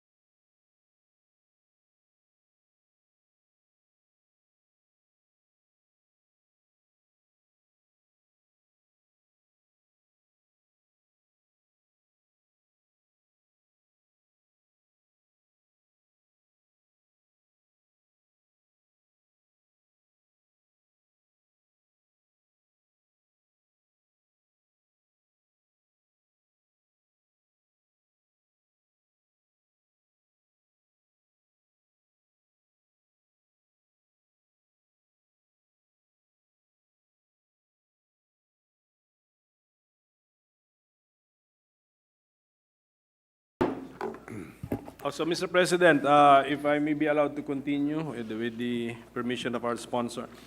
We were on the topic of environmental impact assessments, environmental compliance certificates, and I think the sponsor has a resource person from the DNR. Ang question ko lang po is, PENCAS concepts, techniques, and also techniques can be used by the DNR in their study of the environmental impact. So ang tanong, are they doing this? And if not, why are they not doing this when there is no legal prohibition from them doing this, adopting the Yes. PENCAS concepts, Mr. President?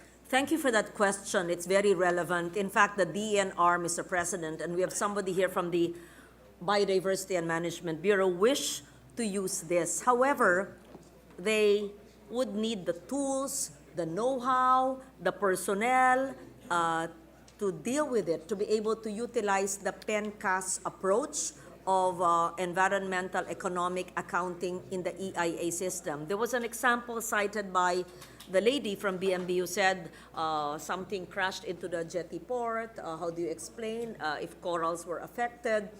They may not have the tools and the statistical knowledge to be able to measure what was hurt in the process, what was destroyed. Similarly, when the Deputy Minority Leader mentioned about how China ravaged our corals as they traverse our seas, how are we able to quantify that? Because PENCAS would also include our subsoil, the waters outside of the 12 nautical miles up to our EEZ. So it would be very useful to have the statisticians of the PSA and the experts in the NEDA and the DNR collaborate with each other if this measure is institutionalized. And they don't have the plantilla staff. They don't have the MOE support. We don't have the consultants. They're all here for free, the private sector. Yeah. Dr. Marian de Los Angeles, Cora Claudio, aside, of course, from those in government who are forced to be here with me, but they are here for free. I'm not paying them, not even merienda, I think. So, but if we have this enacted into law, it can even bring about a new career of environmental economists, as you mentioned. We can have, meron bang environmental statisticians? No. What do you call the career of experts in PENCAS?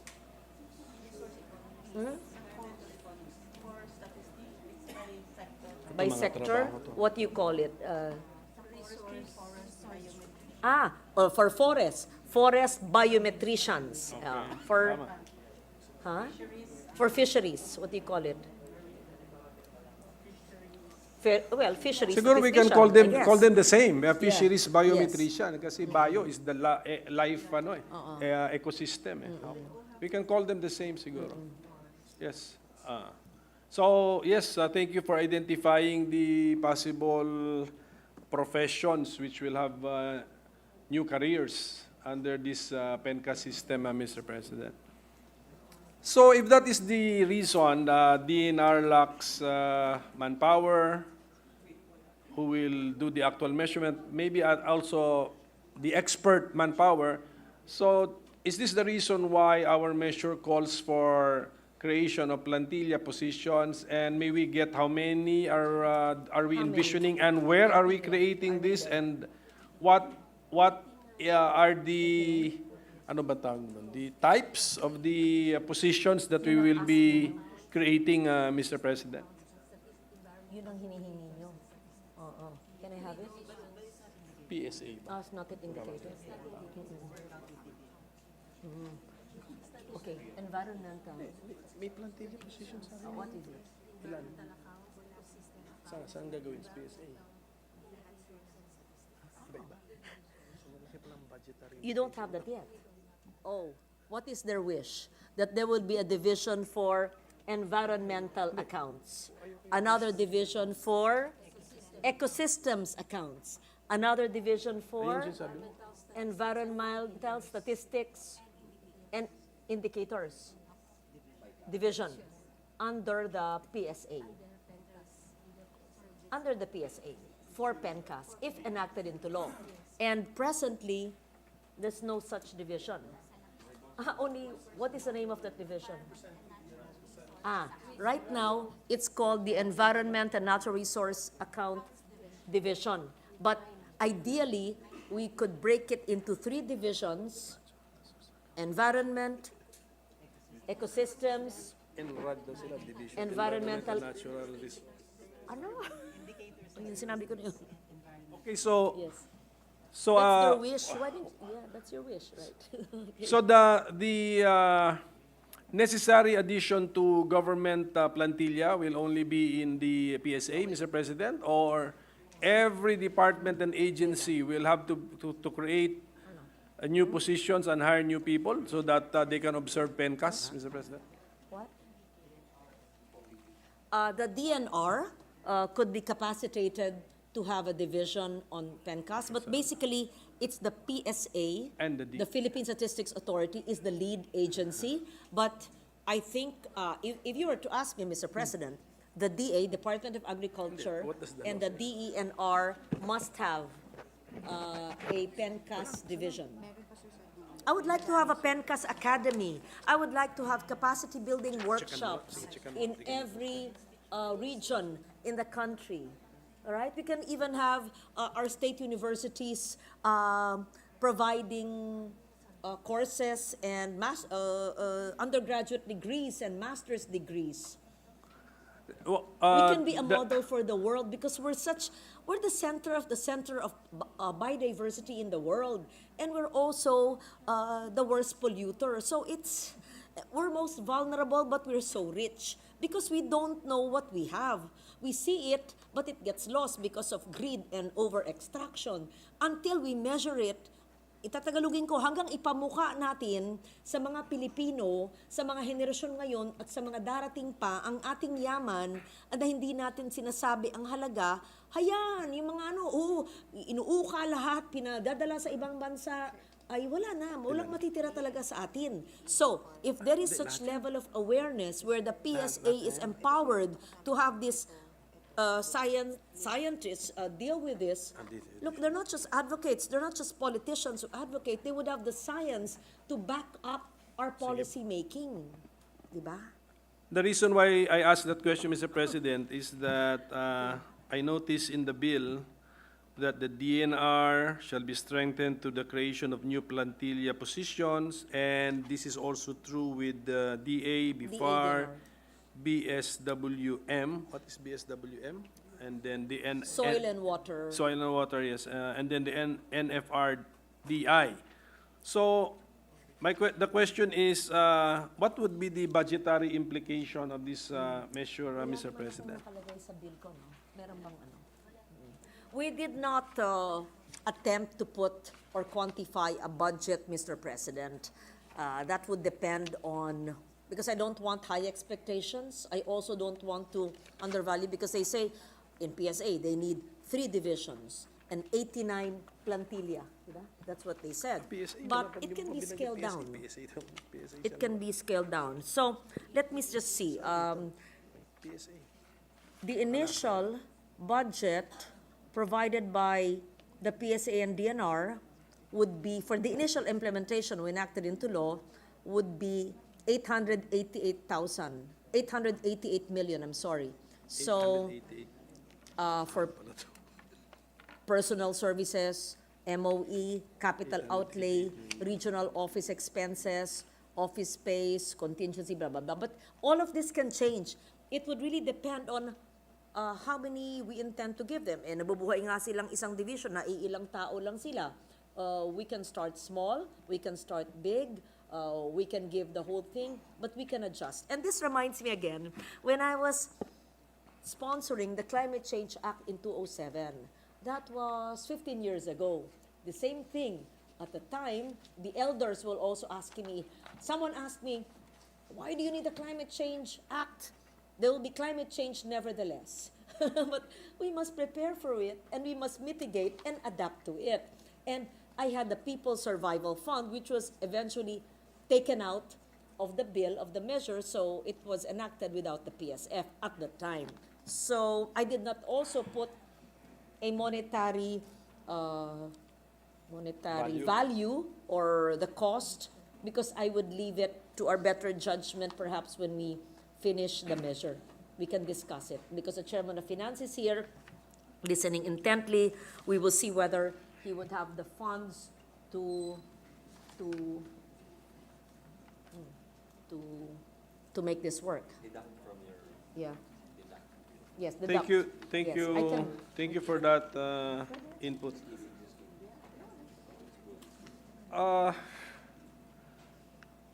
When we looked at the history of this effort, Mr. President, we have encountered many terms.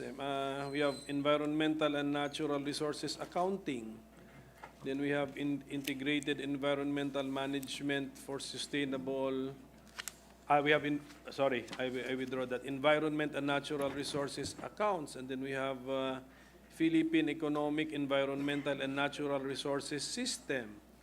Iba-iba po, and then Yes. we have wealth accounting and valuation of ecosystems project. I mean, so is Definition of terms. have the concepts evolved, and is this the best? Is this the best concept among those that we have, among the concepts that we have Give me the pages. It's here. espoused before, Mr. President? Ito na talaga. This is now what we call the Philippine Ecosystem and Natural Capital Accounting System. This has the advantage over all of the other accounting systems or methods that I have mentioned, Mr. President. Yes. Let me just look for the definition of terms. It is here.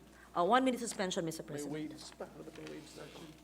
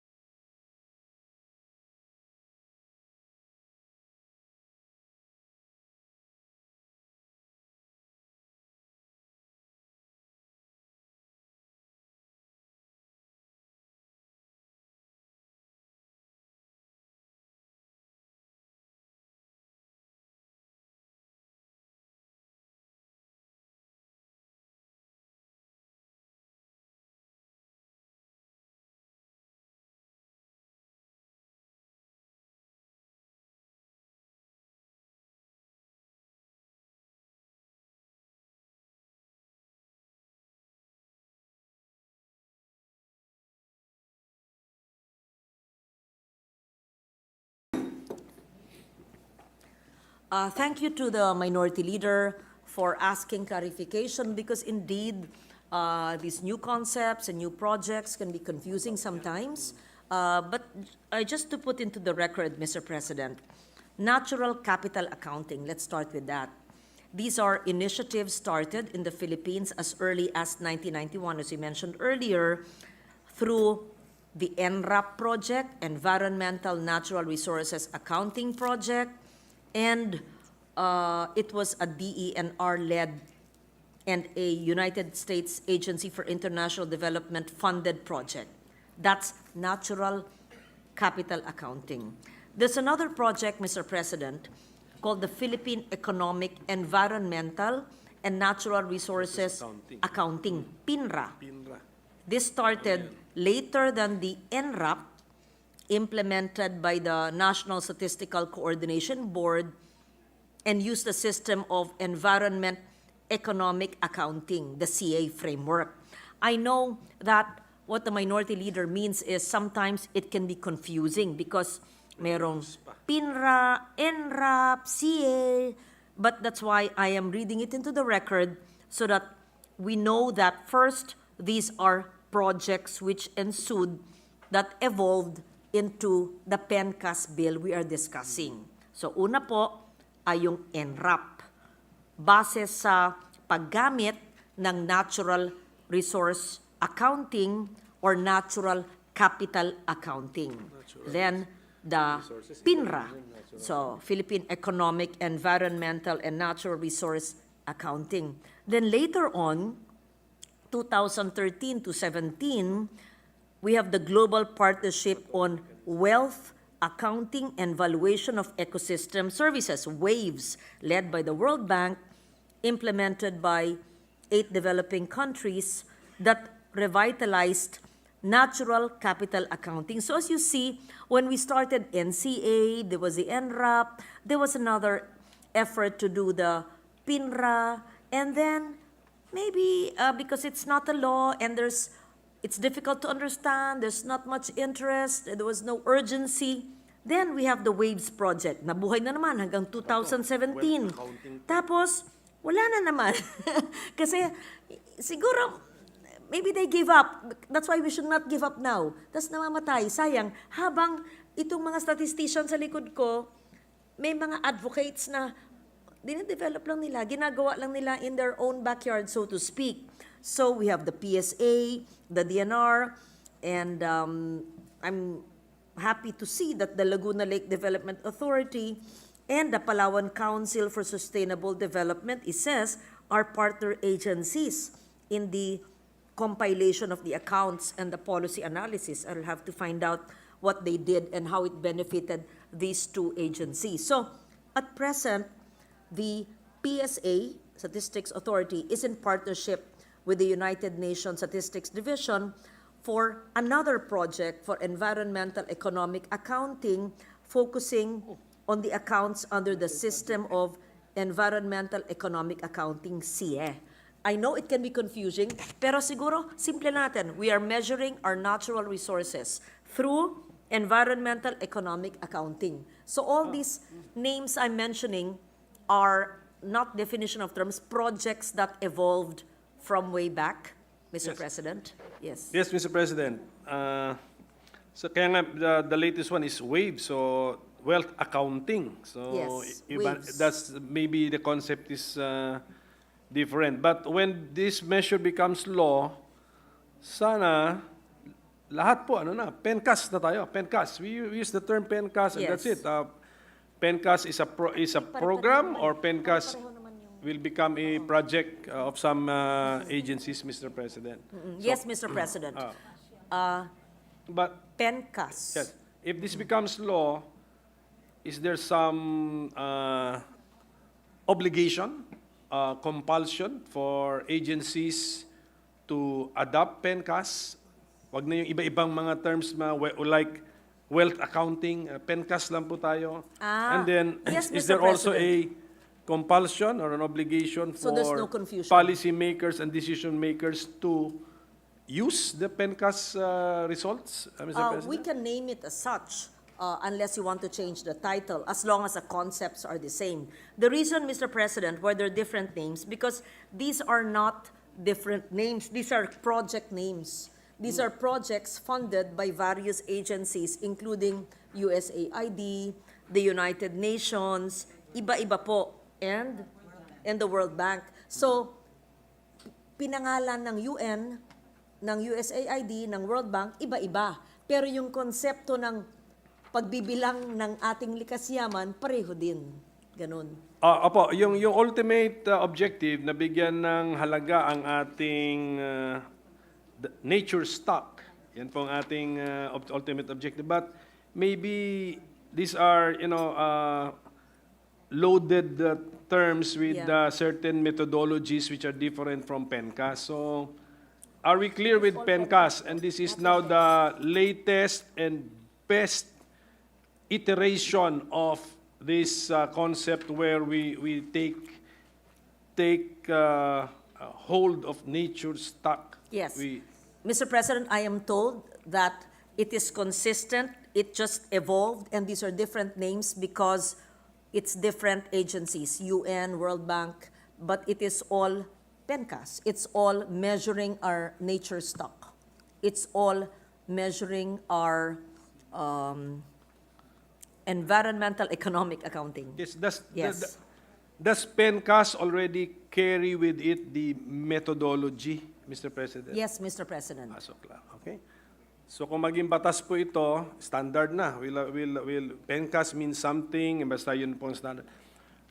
Okay, pero paano po yung compulsion or obligation for policymakers and decision makers to take advantage and use the information and the data? Pwede po bang baliwalain din po yan?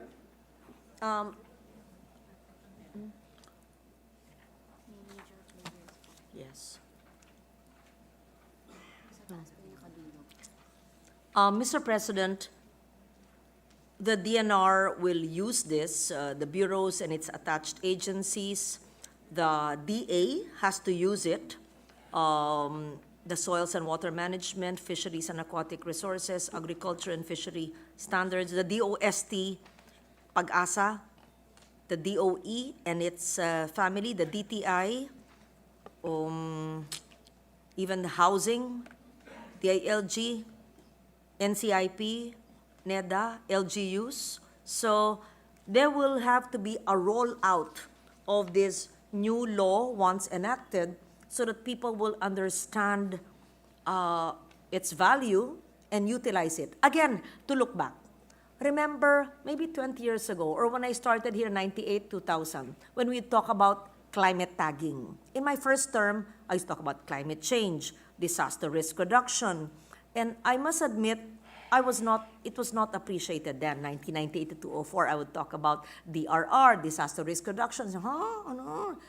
Resilience, right? It was 20 years ago. But now, yun po ang bukang bibig ng lahat, resilience, DR. Even if you look at the Senate records then, parang hindi naintindihan or hindi binibigyan ng halaga. Siguro, within 20 years, they will look at the records that tayong apat dito sa hall, pinag-usapan yung mga byword na sa kanila na ginagamit. Admittedly, sa simula, hindi madali siguro ito. Kaya kailangan isabatas. Pag isabatas, lagyan natin ng plantilla at suporta.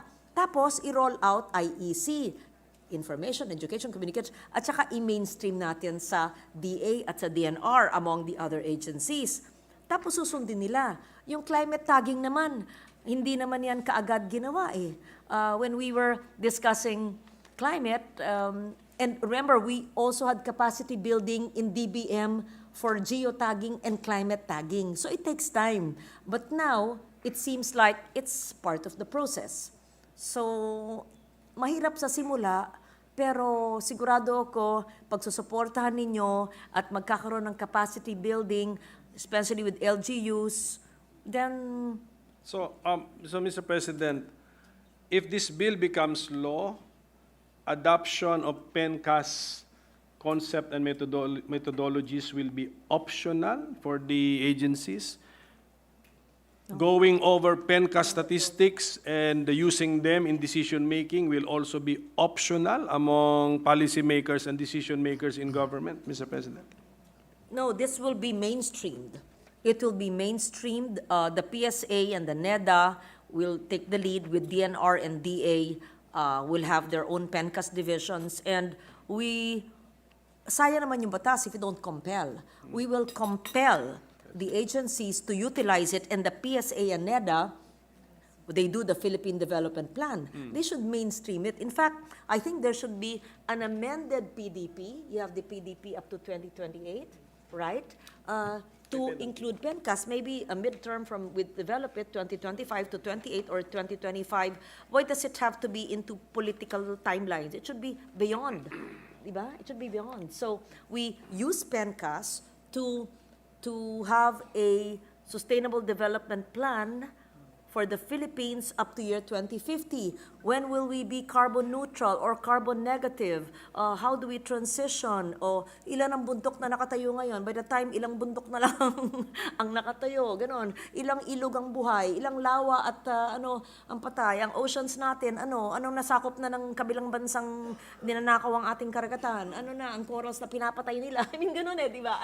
I'm simplifying the work that they'll do. So isn't With the so permission exciting? of the minority leader, may I just be indulged with a question? Who is the most advanced country with respect to adoption of a PENCAS type of environmental accounting? And what use do they make of this data, Your Honor?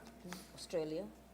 I am told by Dr. De Los Angeles that Australia utilizes PENCAS. Norway. Rights of nature.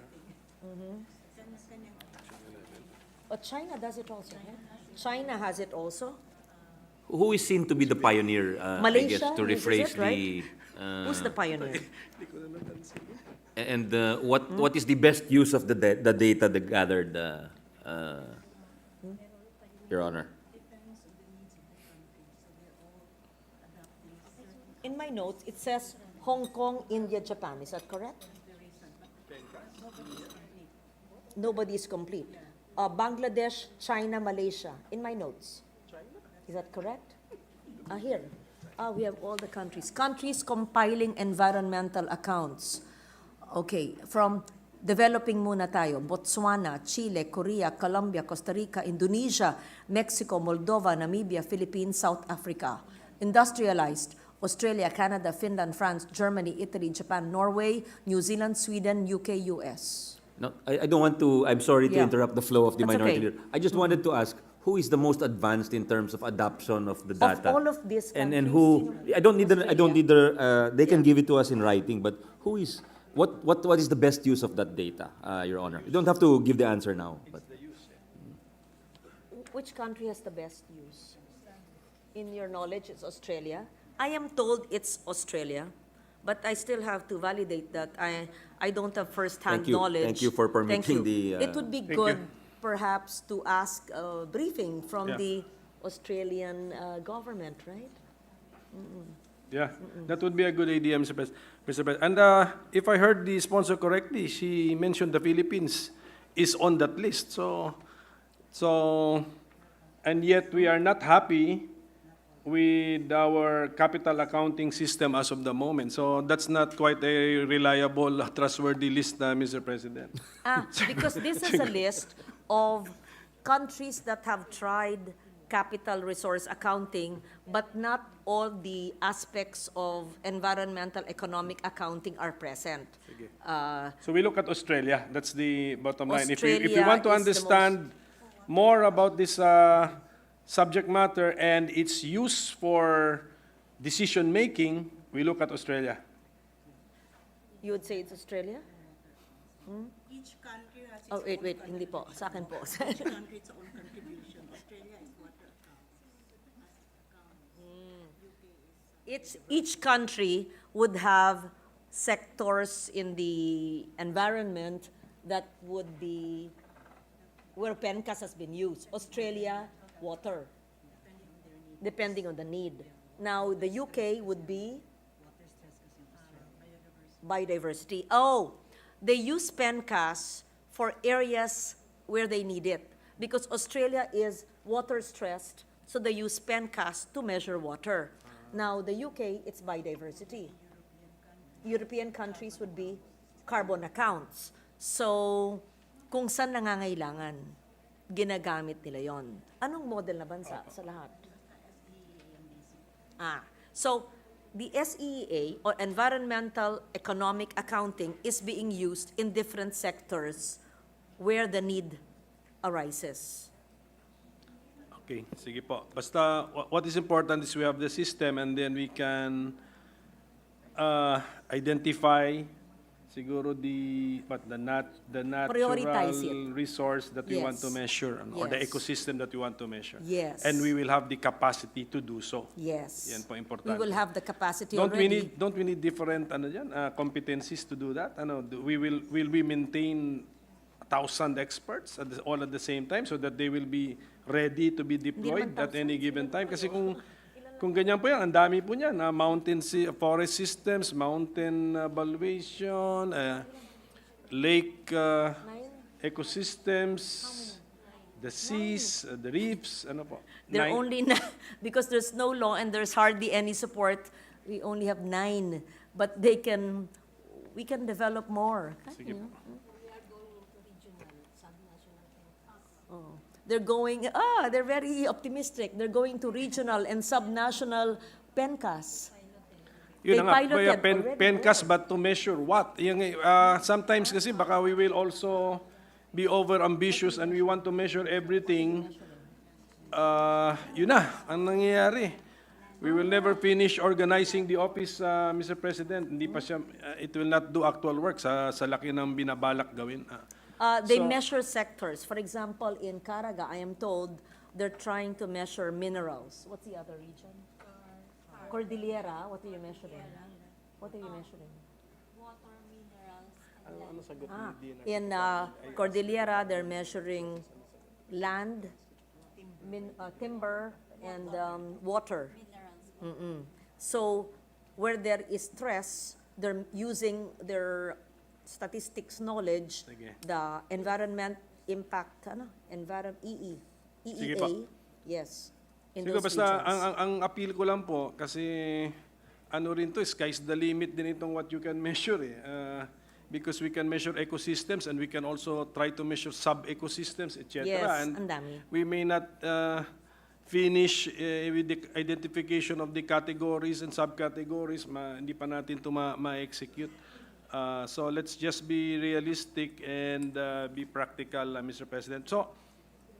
So there is no penal section or sanction Hindi naman. if PENCAS is not Wala. observed. Wala So naman, no? Kundi kayo- yan po yung Ope-penalize. yan po yung worry natin kasi the sponsor is well known for have stated that all the laws in the Philippines are optional, including those with penal provisions. Paano na po itong, what happens to an optional law, Mr. President? Baka yung resulta nito ay hindi rin po pansinin. What can we do to put value to the tables, matrices, and the booklet, which is the output or the product of the PENCAS system, Mr. President? Well, I would not want to put penalties for violations, but I think people will see the importance of this, and the concerned agencies will do consultative mechanisms, mass collaboration measures to effectively popularize PENCAS and ensure wide comprehensibility and usage of the accounts. And any citizen shall have the right to information on any account generated under the Act, to have the standing to compel the performance of any of the mandates under this, and to seek justification from any government agency that may have ignored or neglected PENCAS accounts and indicators in their policy or decision-making. So, under Section 10, we included that any citizen can have the right to inquire, to compel, not inquire, Yes. not compel. And go to court. Go to court to compel. Tama po ba? Yes. A civil case. Yes, a civil case. Yes. Kasi But- that's why I asked the question, meron kasing phrase dito, to have the standing to compel the performance of any of the mandates under this act. So, a citizen cannot complain that Why are you not taking the it into mandates are not consideration? being performed. So, Yes. what would be the top 3 important mandates kaya that the citizen will now go to court so that to compel performance of the So mandate? assuming this is already a law. Yes, yes. Okay. And why, let's say, the DNR, if there's a bureau, and they're still not using the PENCAS tools and way of measuring biodiversity, and they're still using EIA only, but not measuring that way. So we can complain in our oversight function during their hearings. Oh, meron nito. Why are you not doing this? Diba? Ganun? Ay, ayokong court. Okay po, sige po. So basta andito sa section 10 yun, that any Yes. citizen can... Yes, Mr. President. Parang ang binibigyan natin ng ano ba to? May konting ngipin. Action ba yun? A locus standi as well as a anong tawag na? Action, right?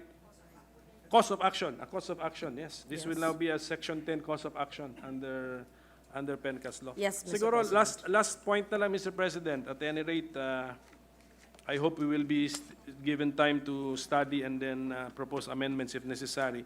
Ito Yes. po section 11, the rights of nature, it is phrased this way. Nothing in this act shall be construed to mean that nature has no inherent and intrinsic value separate and distinct from its economic value. Why do we need to state this, Mr. President? Totoo naman po ito. I agree, Mr. President, but to be a legal provision, Where is it there? Yes. Okay. So you read the rights of nature provision. yes, ma'am. Apo. Nothing in this act shall be construed to mean that nature has no inherent and intrinsic value separate and distinct from its economic value. This rights of nature provision is grounded in the recognition that humankind and nature share a fundamental non-anthropocentric relationship given our shared existence in the planet, and it creates guidance for actions that respect this relationship. What is a non-anthropocentric value is a value centered on something other than human beings.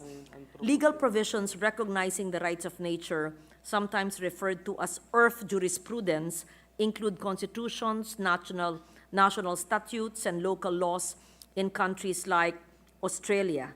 There's a new legislation titled the Great Ocean Road and Environs Protection Act, passed in 2020, which recognizes the Great Ocean Road as one living and integrated natural entity. There's the Blue Mountain City Council of the Government of New South Wales that supported a mayoral minute and agreed to integrate the rights of nature into future operations and planning. Bangladesh. The High Court of Bangladesh in 2019 recognized the river Turag as a living entity with legal rights and held in the same would apply to all rivers in Bangladesh. Oh, it's so. Let's say in New Zealand, in 2017, the Wanganui River was granted legal status as a person. As a person, how interesting. I would like to declare the Pasig River Because as they a only person. have 3 million people in New Zealand. Huh? They only Okay, they only that's have 3 why. million Oh, people. let me read so others. They need more For example, people. Argentina, there's a proposal for a national regulation on the rights of nature as a national law in a federal act. Because of your question, maybe I will file a you develop a bill on rights of nature. Anyway, a decision on the Inter-American Court sets a precedent on the rights to water, the right to food, to a healthy environment, and cultural identity. You know very well this is in our Constitution. Lawyers have argued that under Argentinian law, the orangutan by the name of Sandra should be considered closer to a person than a thing, because it's probably an endangered siguro, no? Yung kanilang orangutan. Spain, ayan, closer to the presiding officer's heart. In September 2022, the Parliament adopted a law recognizing the legal personhood of Mar Menor. What is this? And his basin thus becoming the first ecosystem in Europe with its own rights. How interesting. In India, the Punjab and Haryana High Court of Chandigarh declared Sukna Lake, a lake, as a legal person for its survival, preservation, and conservation. So, ang dami, they declare lakes and rivers. The Deputy Minority Leader is raising her hand. Yes. Thank you, Mr. President, and to the two colleagues on the floor. Just to add to what the good sponsor is saying, thank you for saying that she would file a rights of nature bill. This representation actually has a pending bill on the rights of nature and would love to invite the good sponsor to co-author that. Precisely sharing that perspective na non-anthropocentric, na hindi lang tayong mga tao ang tanging species na nabubuhay sa planetang ito. And that rights of nature bill here in the Philippines was preceded by jurisprudence already. I'm just trying to recall the exact case, but the resource persons of the good sponsor would know this.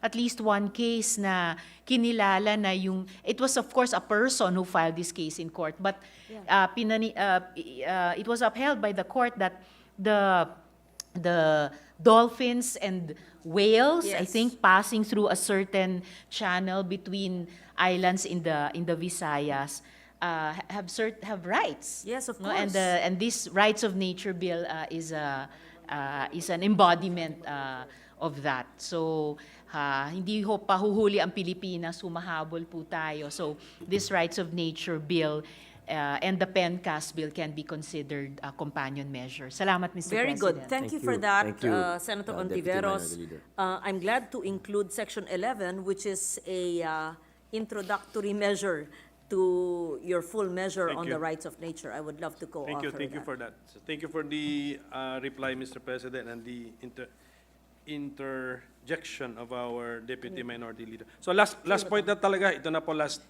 Section 4 mentions adjusted net savings. Pero wala po siya sa definition of terms. So siguro we will in put writing na lang, Mr. President, if we can ask for an explanation on what that is. Kasi simple words, but combined together, the three words might have a technical meaning. We need to define it, Mr. President. Sige po, siguro, Yes. siguro They will do a clear, simple if definition we can of be net given in savings. writing an explanation, and if the sponsor will entertain or will consider already amending Of course. by putting it in the definition of terms. Lagay nyo Okay. in net savings. Yes. Yung mga- I would be happy. The experts should not assume that simple concepts and terms are understandable by the laity, Mr. President. Yes. We will definitely define net savings, and we will be happy to receive the amendments from the minority leader to further enhance the measure. And I invite the deputy minority leader, because the rights of nature is very short here. You want to already include some of your provisions in your pending bill so that it's already encapsulated here. Kaysa buong proseso, you can still pass it, we can still co-author that, pero one line lang kami dito eh. Pwede mo i-enhance to, right? Sige po, it will only enhance the bill anyway. It will not damage or degrade it in enhance any it, way. So okay po. So thank you for the patience, Mr. President, of our sponsor, as well as of our two other colleagues who are here participating with us in this dialogue. This is only a dialogue, Mr. President. I love to have dialogues with the minority leader. You know, he's Thank you. yes, thank you. And at the proper time, when we include the members of the BICAM, I would like to have him as well as, pwede ba yun? The two minority will be members of my BICAM. Kayong dalawa. Yes. Thank you very much. Yes, what is the pleasure of the good sponsor? Is it her pleasure that the period of interpellations and debate, if there are no other, yeah? Yes, there. Can you? The majority leader is here. The majority leader is here. Yeah. Yeah. I-close na natin. Sorry. I'm still on a meeting. Mr. President, with no...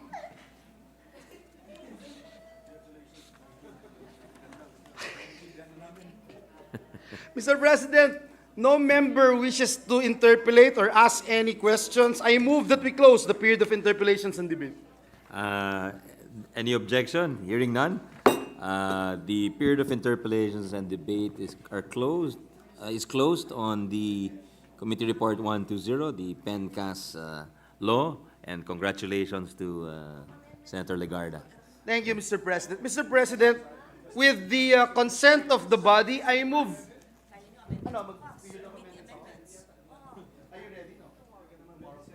Mr. President, we'll continue with the amendments tomorrow. And so I move that we suspend consideration of Senate Bill number 2439. I so move, Mr. President.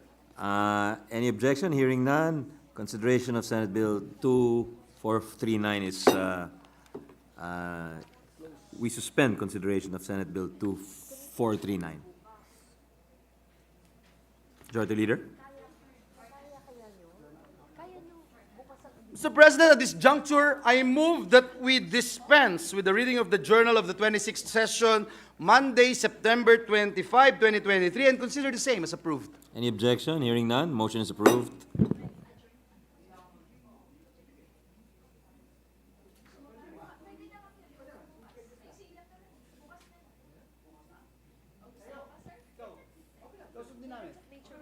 Mr. President, at this juncture, I move that we proceed with the reference of business. So move, Mr. President. Is there any objection? There being none, motion is approved. The Secretary will now read the items in the reference of business.